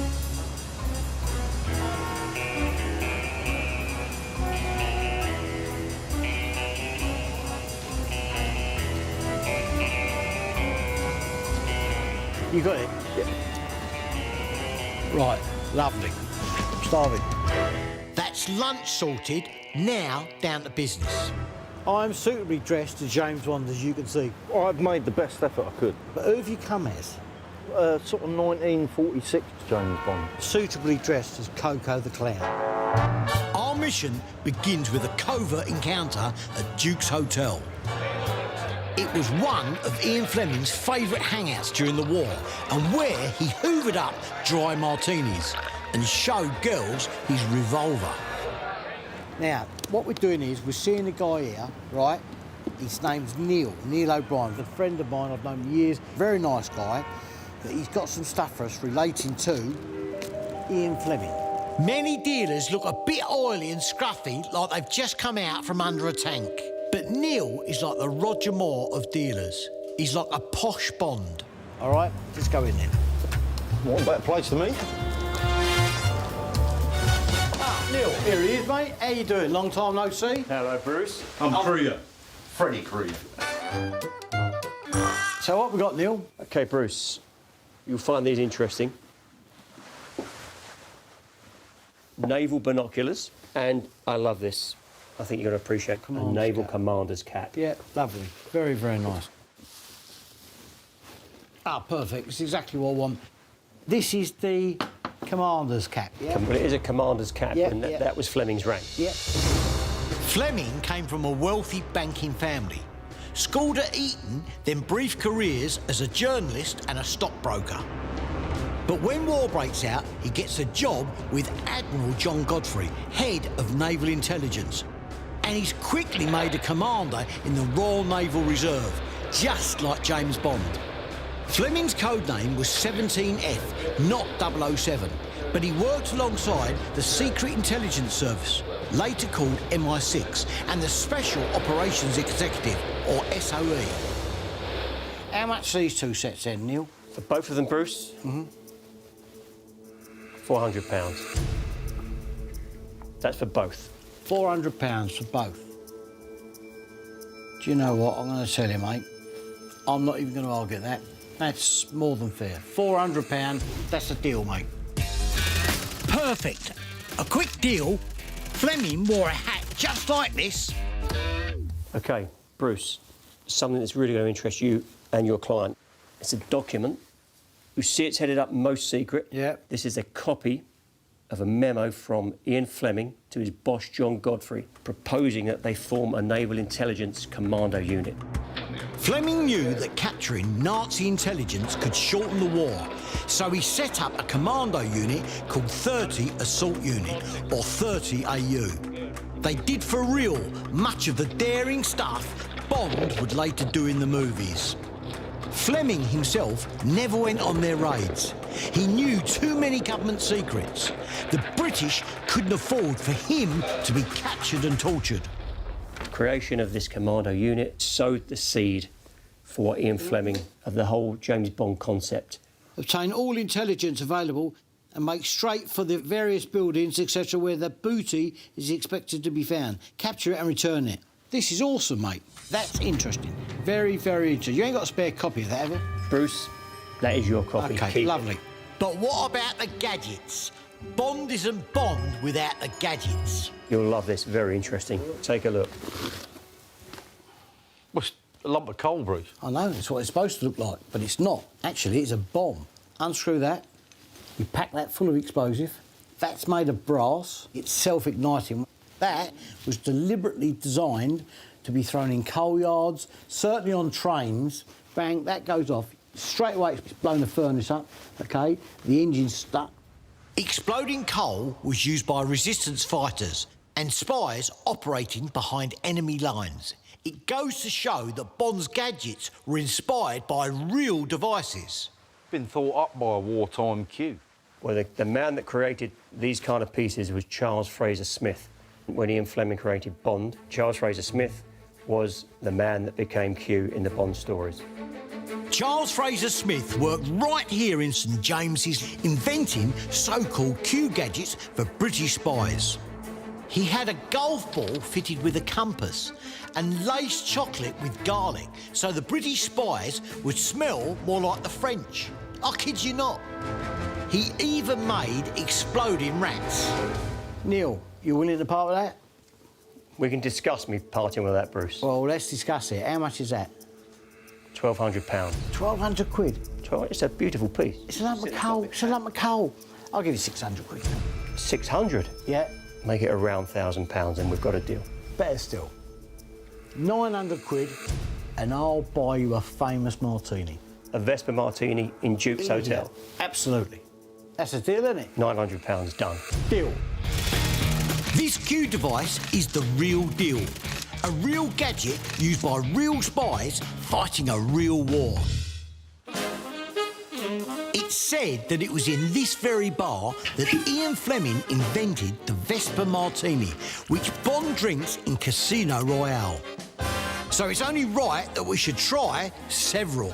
Cheers, gentlemen. Niels, thank you very much. Gin, vodka, dry vermouth. No wonder Bond drives like that. He's pie-eyed most of the time. That's quite nice. I've never had one of them before. That's strong. That's very good. Now, Freddie, do you feel like James Bond? I'm not quite sure how it's making me feel. It's making me feel a bit shaken, not stirred. 007 gets access everywhere. I've got you access to the Tower of London. It don't make you 007. Well, it does. I mean, just look at the suaveness I've got. Agent Crompton has friends in high places, and my mate Shady Lane is a beefeater here at the Tower of London. Listen, my friend Shady has arranged special access for us because he's got something really historically interesting about spies here. All right, you got a ticket? I don't need tickets. What do you mean don't need tickets? I'm 007. Shady says meet at Traitor's Gate. If you're coming through that gate, you was in trouble. How you doing, pal? Good. Let's head off and find out where the evil deeds took place. Thanks, Let's mate. go. Cheers. During the war, the Tower was used as an ultra-secure prison for high-profile prisoners of war and spies. Even Hitler's right-hand man, Rudolf Hess, was held and interrogated here. We're in a part of the tower where the public never come. Where a car park now stands used to be an execution firing range. The last execution ever to take place in the tower, 15th of August 1941, that of Josef Jakobs, and this is the place where he was executed. Josef Jakobs was a hopeless Nazi agent, straight out of Carry On Spying. He parachutes into a potato field and breaks his ankle and sits there rubbing where it hurts till the old bill turns up. Far from concealing his identity, he's got in his rucksack a transmitter, code books, forged papers, and to cap it all, a German sausage. In short, everything except a signed photo of Adolf Hitler. It was 11 minutes past 7. The firing party came in, filed into the range here. Just before he gave them the order to fire, Josef shouted the words, "Shoot straight, Tommies." And the firing party opened fire. One bullet had actually pierced his heart. We've all seen the James Bond films, and it looks quite a glamorous life to lead. But the realities are, if you get captured, you're more than likely going to get executed. It's fitting that Britain gave the world James Bond, because the British were arguably the best spies in the world. You're having a giraffe here. It can't be. It really was owned by Ian Fleming. No, not happening. I look like James Bond, definitely. I'm really looking forward to visiting this place. It's going to have some amazing spy stuff there. Freddie and me are on a mission to end all missions. We've been tasked by Canadian historian David O'Keefe to hunt down militaria linked to Ian Fleming, the real-life intelligence officer who invented James Bond. We're going to the Combined Military Services Museum. From what Matt's told me, I'm going to go wild in this place. But before we get there, I need to set the twins on a mission of their own. I can't believe this place is in such a mess. Have you seen the brain gun? Bren guns were favoured by commandos dropped behind enemy lines, so Bruce wants us to fix up an old one we have somewhere. The problem is, it's gone undercover. He said quite clearly in his text message that it will where all the uniforms are. We've got to find it. As usual, he's very vague. What's that poking out of there? Oh, hang on. I believe this is a Bren gun. Agent Phil, reporting for duty. Why has Bruce got such an interest in this Bren gun? Well, apparently this guy is interested in Ian Fleming. Bren guns were used by Fleming's commandos. Fleming's commandos were meant to carry out their missions unnoticed. But if things got sticky, they'd shoot their way out with Bren guns. Let's pop it on here. The Bren looks in good condition for once. Hopefully, we just need to clean the gun and oil any moving parts. Try to spray me. Well, that's moving a lot better now. In my recollection, there should be a handle on here. I knew this was going too well. After a short burst of fire, the metal barrel got too hot to hold, so a wooden handle acted as insulation. Tip it out, let's have a look. That is the handle. There's only one major problem, is it's the wooden bit's missing. We haven't got time to wait for Bruce to find a new one, so we'll have to try and make one. My mate Matt has sources everywhere, and he's told me and Freddie to meet him at a museum in Malden, Essex. Let's get in there, come on. This looks awesome. If Plenty O'Toole and Pussy Galore walked in right now, I don't think Bruce would even notice. Yeah, this place is awesome. We've got to meet Matt. Those shells. Like, Matt's upstairs. I've got to have a look at this gear. Matt? This is awesome, mate. I'm round here. Hello, Matt. Good to see you. I finally got in here. Look. Yeah, I didn't know you was associated with this. Look, you kept this on the quiet. I ain't even been round half what there is here. I'm getting groin movement madly. This is all the Peter Mason stuff, yeah? It is indeed. Peter Mason was one of Britain's greatest spies. He was in the Special Operations Executive and went behind enemy lines, doing things so dodgy, British military chiefs and politicians were better off not knowing about. He really was licensed to kill, and after the war worked for MI5 and MI6. He was glamorous, deadly, everything that Bond was. He even loved fast cars, and like Bond, also carried a Walther PPK. Peter Mason was a good friend of Ian Fleming and a big inspiration to Ian Fleming's James Bond character.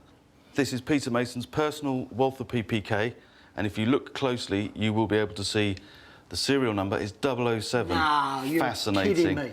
It's 007. There's lots of rumours about where he got the idea of 007 from. But I would say if they were good friends and that's the serial number of his pistol, that's... I know, it's incredible. This item could be the start of the James Bond novels, the whole thing. I need this. Who would not want to own the Walther PPK of the man that inspired James Bond? This is Ian Fleming's personal arm dagger. Ian Fleming owned that knife. Yes. You're having a giraffe here. It can't be. It really was owned by Ian Fleming. It was indeed. That is a wrist knife. It would have had a leather sheath. It's an assassin's weapon. Fleming was given the knife by an instructor from Camp X, a spy training centre where American agents were taught British spy techniques. Wild Bill Donovan, who went on to found the OSS, forerunner of the CIA, helped run it. Give us it here, give us it here. I'm not allowed to. Even I have to wear special gloves. I'm like a kid on Christmas Day with no presents. I want this knife, but Matt won't even let me touch it. This other stuff, it's a used condom you got there. I know, this is a really fascinating piece of history. This is a condom with a garrote wire in it.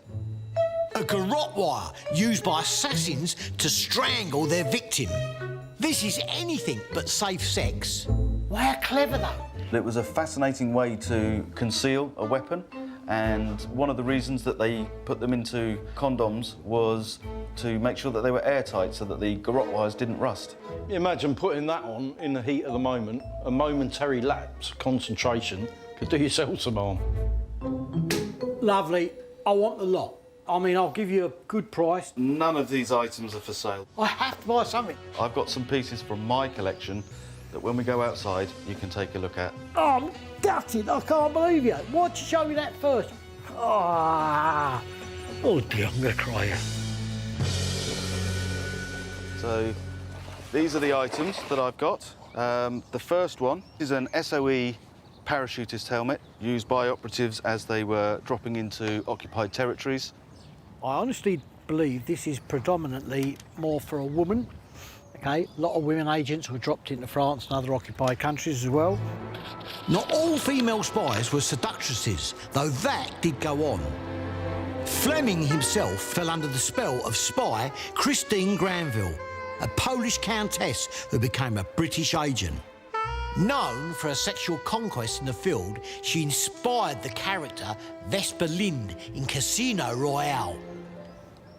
Actually, it ain't too bad, but it does look a little bit like a pimping on a pig's backside. Now you know how I feel. It's quite comfortable, though. How much that, Matt? I was hoping for 1,500. Matt, I've got to be honest with you, it's like 800 quid's worth to me. Would you consider 1,000? I'd be happy with 1,000. Deal. That's a deal. I can't see Daniel Craig wearing it, but it's a real piece of spy history. So what we got here, Matt? This is an early Cold War 1950s Russian-made spy camera. It's called a buttonhole camera. It was designed to go onto the gentleman's overcoat, and he would have kept this piece inside his pocket, and he would be able to take a photograph, and it would click through, roll on. That's really good James Bondy stuff. Cameras are tiny now, but back in the day, this was a thing to marvel at. But imagine this under your jacket, whirling and clicking away. You'd need nerves of steel. Now you can see where Fleming got the idea. I mean, you see these in the films, but you'd never think this thing existed in real life. How much that going to cost me, Matt? 500. It's nice, but it ain't that secret. I'll give you 300 quid for it. I can't go any more than that. 400? I'll tell you what I'll do. I'll give you another 50 quid and make it 350. OK, deal. 350, deal. This camera is exactly the kind of thing Russian counterintelligence use, so it's bang on the money.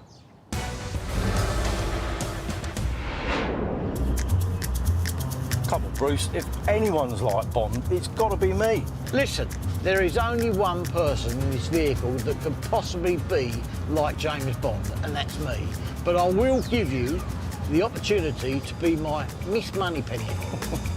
Like all the best Bond plots, our mission has had a twist. We're driving past Portsmouth Docks, which played a key role in Fleming's story. So I want to take a look. Portsmouth Dock is where 30 AU trained for their Dieppe raid. The Dieppe raid in August 1942 looked like a conventional military operation. 6,000 men, mostly Canadians, staged an amphibious assault on Dieppe harbour in France. Secretly among their number were commandos from Fleming's 30 AU. But French double agents warned the Germans of the attack, and they were ready for it.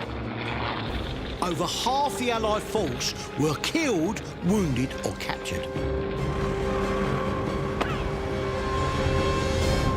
This apparently resembles Dieppe Harbour. The resemblance between the two harbours made it an ideal place for Fleming's commandos to train.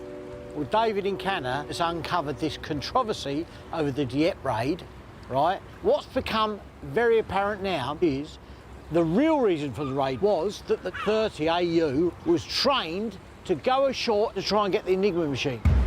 February 1942, 6 months before the raid on Dieppe, the Germans began coding messages using a new, super powerful 4-rotor Enigma. The boys and girls at Bletchley needed to get their mitts on one to see how it worked, and it was Fleming's job to capture one. My Canadian client David believes the raid on Dieppe was a smokescreen to cover a 30 AU mission to get ashore and steal an Enigma machine. So after going all that effort and planning, did they actually get the Enigma machine? No, the fire was intense. With the raid failing, most of 30 AU didn't even make it ashore. So everything that went on here in Dieppe was essentially Fleming's first experiences getting out into the spy world. Absolutely. Awesome, mate. Worth coming down just to see that. Dieppe may have been a failure, but Fleming's bosses at the Admiralty saw the potential in 30 AU, and 3 months later they were back in action, this time in Algiers, North Africa. This is just awesome. This is the Willy Wonka gold ticket, mate. Well, I've arranged something for us to finally decide who is the better Bond. I'm up to the challenge, don't worry about that. I know this all started out as a bit of a joke, Bruce, but I probably would be better cut out for Bond. Apart from my military skills, Bruce, I've also got a bit of a suave, debonair appearance, snazzy dresser. More to the point, I've got more hair. Listen, this is a non-starter. You're missing out fundamentally on everything.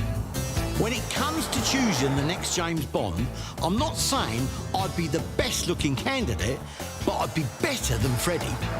Dan's got some really interesting stuff for us to look at. Now, if what he's saying's true, I've got to contain my excitement. Dan, the son of an old dealer mate, says he has something linked to Ian Fleming, who, before he wrote James Bond novels, actually headed a crack team of commandos known as 30 Assault Unit, or 30 AU. Dan, how you doing, Yes, mate? sir. All right? I don't see you. A nice part of the world, this, isn't it? Yeah? Yeah, just come on in here. In here, Let's have a lovely. Tell you what, Dan, this is a proper man cave. No, thank you. Have a look in this. So this is all one guy's stuff from 30 AU. From 30 AU? Yes, indeed, he was a sniper. Wrong guy, his name was. No. This is just awesome. This would take me a month of Sundays to go through, but you have struck home. This is the Willy Wonka gold ticket, mate. This is a potted personal history of one of Fleming's commandos. The devilishly handsome wrong guy went behind enemy lines during the liberation of France. He was in Brittany and was part of a group tasked with capturing Nazi torpedoes from E-boats before they could be destroyed or spirited back to Germany. It's also where he met his beautiful future wife Margot, a member of the French resistance. Yeah, what's this? Look at that. That's unreal. Fairbairn Sykes knives were issued to special forces, including Ian Fleming's Bond-like 30 AU commandos. It's had black paint on it. Originally, when they were issued, they were silver. In darkness, the silver would shine. They actually painted them black. Look at that. I mean, that says it all. That's what we're researching. This is a record of his wartime exploits. And I wonder if he ever met Fleming. Wouldn't that be something? When behind enemy lines, 30 AU worked in small groups. Like James Bond, their superiors sometimes frowned on their activities. They were daring, almost reckless. US General George Patton called them limey pirates. Their motto was attained by surprise. And apart from stealing Nazi secrets, they captured Nazi rocket scientists and even Admiral Karl Dönitz, Hitler's successor. Listen, let me cut to the chase of this. I want this. What is this whole lot in the box, as you got it, going to cost me? It's got to be around 1,200. I mean, I can go only half on that, 600. Come on. What if we look around 1,000? Look, I'll tell you what I'll do. I want this 900. For you, I can do it. £900, yeah? I can do it. £900, deal. Ron was so good looking he could have played Bond himself. And these personal mementos remind us that behind the Bond myth, there are actual true stories of daring deeds.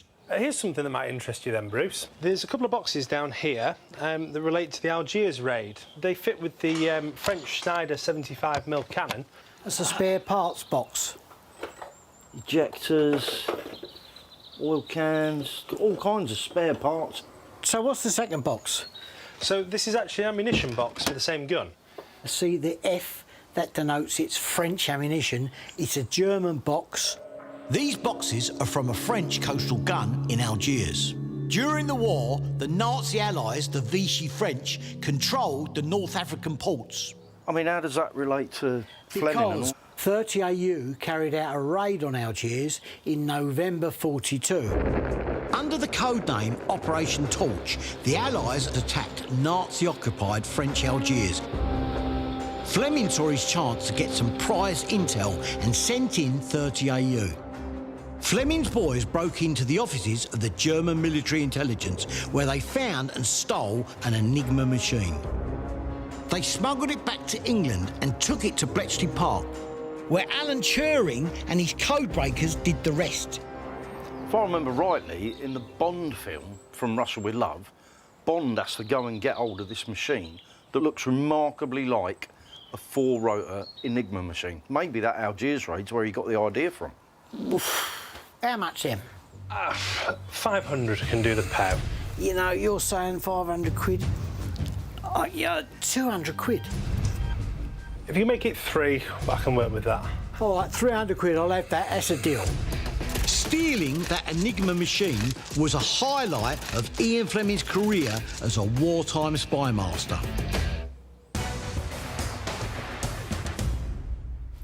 All right, I've got a picture here. Bruce wants us to fix a Bren gun, as used by Ian Fleming's commandos in their raids behind enemy lines. But ours is missing its wooden handle. So I've found a photo, purely for reference purposes. This is the only picture I could find of Bren guns in Bruce's collection. It looks like one of his old pin-ups. By 1943, 60% of Bren guns were made in Canada. And to attract staff into the Bren gun factories, the Canadian government ran a recruitment campaign featuring factory worker Veronica Foster. Apparently, she had workers queuing up to join. But it's got a really good view of the handle there. And it just dips in and out again like that? Yeah, sort of like curves in up, like that. The problem with wood is that we're not really geared up to work in wood. You need a wood lathe to do this. Restoration is mostly metalwork, so we've only got a metal lathe. We'll have to get creative. We've got to make a clamp up to hold the wood in the lathe. To make the clamp, we'll start with a metal rod, which fits into our lathe. We'll turn it down at one end, fitting a flange to attach it to the wood. That'll go against the end of the wood. Yeah. 2 screws will hold the flange in place. Now we need to weld the flange to the metal rod. That should do the job. They're going to come off of there. Nice and strong. Next job, cut the wooden handle. This looks like I've got my name down on the actual turning job then. Yeah. Great. Yeah, I do metal. For durability, Bren gun handles were made from hardwood, so we're using ash. First, we'll cut the corners off on the bandsaw. Then we'll attach it to the clamp. It's critical the wood's dead centre, otherwise it could shoot off. This is a classic, don't do this at home, kids. Right then, moment of truth then. Yeah. If this goes wrong, I could end up with a face full of splinters instead of a handle. Right, if I was you, I'd wear that. What we do for Bruce? Fingers crossed. Everything crossed. It's working! Amazing! Yes! Yeah. Now I need to shape it like the handle in the picture. I'll leave you to it. I might go and have a cup of tea.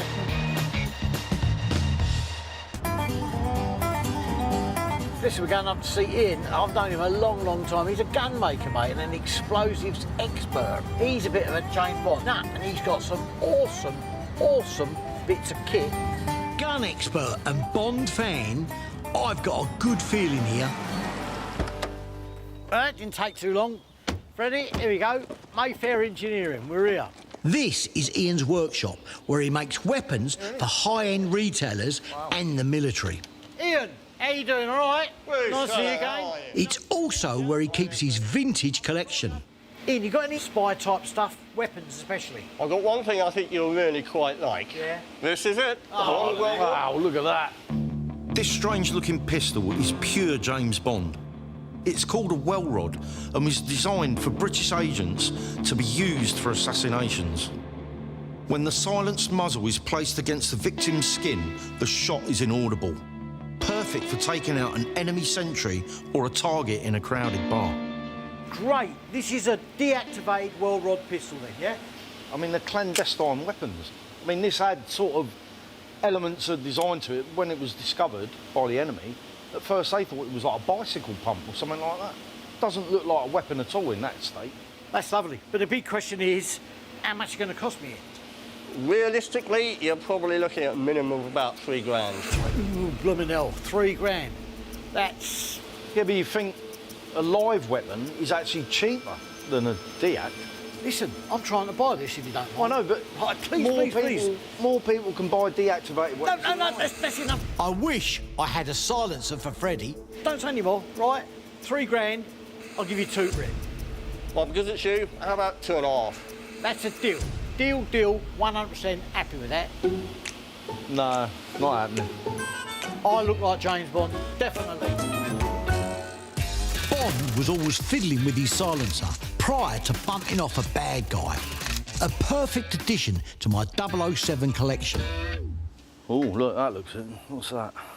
Dangerous. It's always worth looking at. Oh, TNT, yeah? Is that wartime one? Yeah, it's American wartime. Oh, yeah.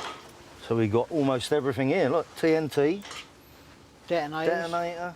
detonator, and crimpers.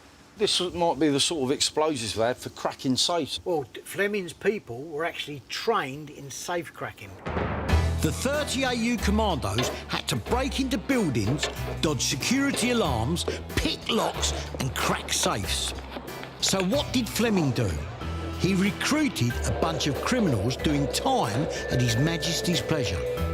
Cat burglar and safe cracker Johnny Rameski joined straight from the nick and was given a pardon for sticking it to the Nazis. Now, how much then, Ian? We go back away. I think, how about 150? 150 quid, yeah? Yeah. I'm happy. 150, deal. Deal done, I'm happy done. This TNT box may be empty now, but it will make my deal with David go off with a bang. What? One thing we can't agree on is who is the best James Bond, so we need an impartial judge. Right, we have done the wooden bit. I knew you could do it. We've made a new wooden handle for Bruce's Bren gun. I've put a bit of stain on it to darken it down. The handle now looks the part, but will it fit? Right, so that went on there. Yep. It fits. Well, of course it does. I measured it. The wooden handle is held in place by one long screw and just bolts onto the gun. There we go. Like a World War II Meccano set. Look at that. Right, so you should be able to get hold of that. Lift it. Put that in. There we go. Done. Job done. Time for a tea break. Phil, Nick, you finished the gun then, yeah? Or maybe not. What did you do? Made a new handle for it. That's all right. He'll be happy with that. Very, very happy with that. Yeah, looks good, that. Very good. Yeah, what's he shouting about, Freddie? What's he doing back here? Well, hello, Mr. Crompton. Well, I've decided enough is enough, all right? I've arranged something for us. Right. To finally decide who is the better Bond. And does that mean getting dressed up like that? I will go along with it. I will go and put a suit on. Listen, I'm up to the challenge. Don't worry about that. Well, I'll see you soon, Mr. Crompton. I've set up a pistol shootout to determine who should be the next James Bond. Listen, look at the walk, look at the suit. It's a non-game, mate. I'm James Bond. I'm going to give you credit for turning up. We're going to have a shooting competition with this, and then I'm going to decide who's got the best score, the best group. Hang on, time out there. What's that? You can't be the judge when you're one of the competitors. Oos is up there, he can be the judge. It's not going to be a problem, because I'm going to win anyway. Oos!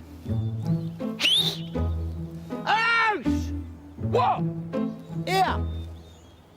Now! The boss treats Hoops like his odd job. One thing we can't agree on is who is the best James Bond, so we need an impartial judge. OK, OK. We're going to use the most iconic James Bond weapon of all, the Walther PPK. Bond was all about close quarters fighting, so we're going to test it from just 10 metres. This is actually quite a Gucci little gun. It's a pistol designed late 30s, in some places still issued to security services today. The first challenge is a speed challenge. The speed round is simple. 5 rounds and 10 seconds to hit as many targets as you can. I'm up first. Don't forget, it's not just the shooting of the 5 targets in your 10 seconds, it's about looking suave as well. OK, let's go. On your 10 metres. Are you ready, Freddie? Yeah. OK. 3, 2, 1, start.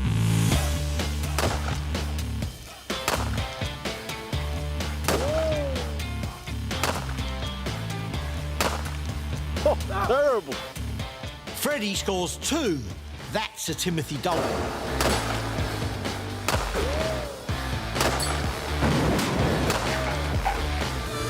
Time for 00 Crompton to show him how it's done. Come with me, please, up to the 10 metre line. Start!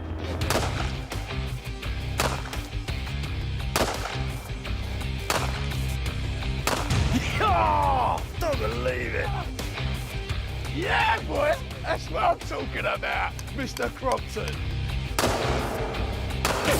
Too many martinis. I only hit 2. You've both shot 2 bottles. I'm going to make it a draw. I accept that 100%. I have to confess, I deliberately only shot 2 to give you a fair chance for the next round. I've got to be fair, haven't I? Stage 2 is reactions. I've set up moving targets. The challenge? Shoot the bad guys, not the Bond girls. Again, we're going to use the PPK, because that was used, what, from 62 to 97 in the James Bond films. I've never seen Bruce this competitive. Daniel Craig, watch your back. Right, when you're ready, Bruce.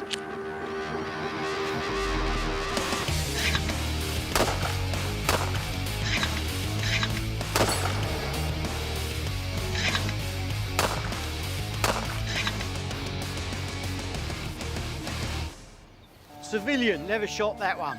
Shot him. 1. No, 2 there, look. 2 there. Look. Right, Bruce, listen. You've hit 2 of the baddies, you've hit none of the civilians, so you scored 2. Not bad, but not Bond.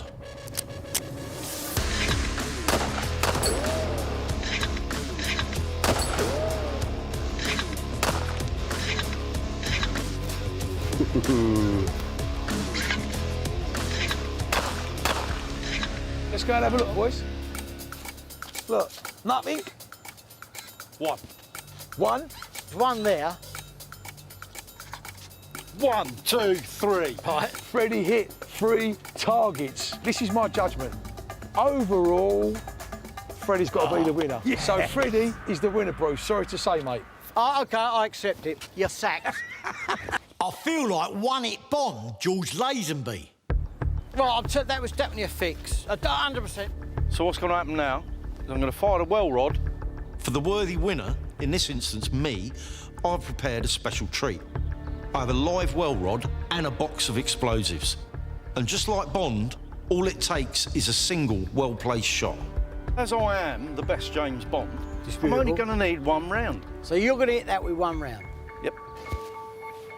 Freddie, no pressure, mate, yeah? Freddie, there's a wasp round your head. Oh, you missed. Don't believe it. Freddie, do you want the real 00 Crompton to come in and finish the job?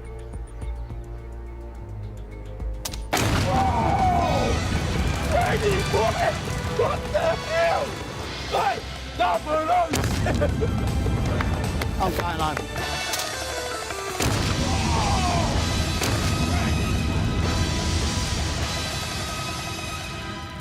In all fairness, cracking. Except me range is on fire. Listen, as a reward, no hard feelings, I'll take you all for a beer. I think I'll have a martini. Shaken, not stirred. What a blinder of a week we've had. Cheers, gentlemen. Finding relics from the world of secret agents. That's lovely. But the big question is, how much is it going to cost me? Discovering the real roots of Ian Fleming and James Bond. Look closely, you will be able to see the serial number is 007. Nah. Unfortunately, I'm not going to hear the last of this from Freddie. Whoa!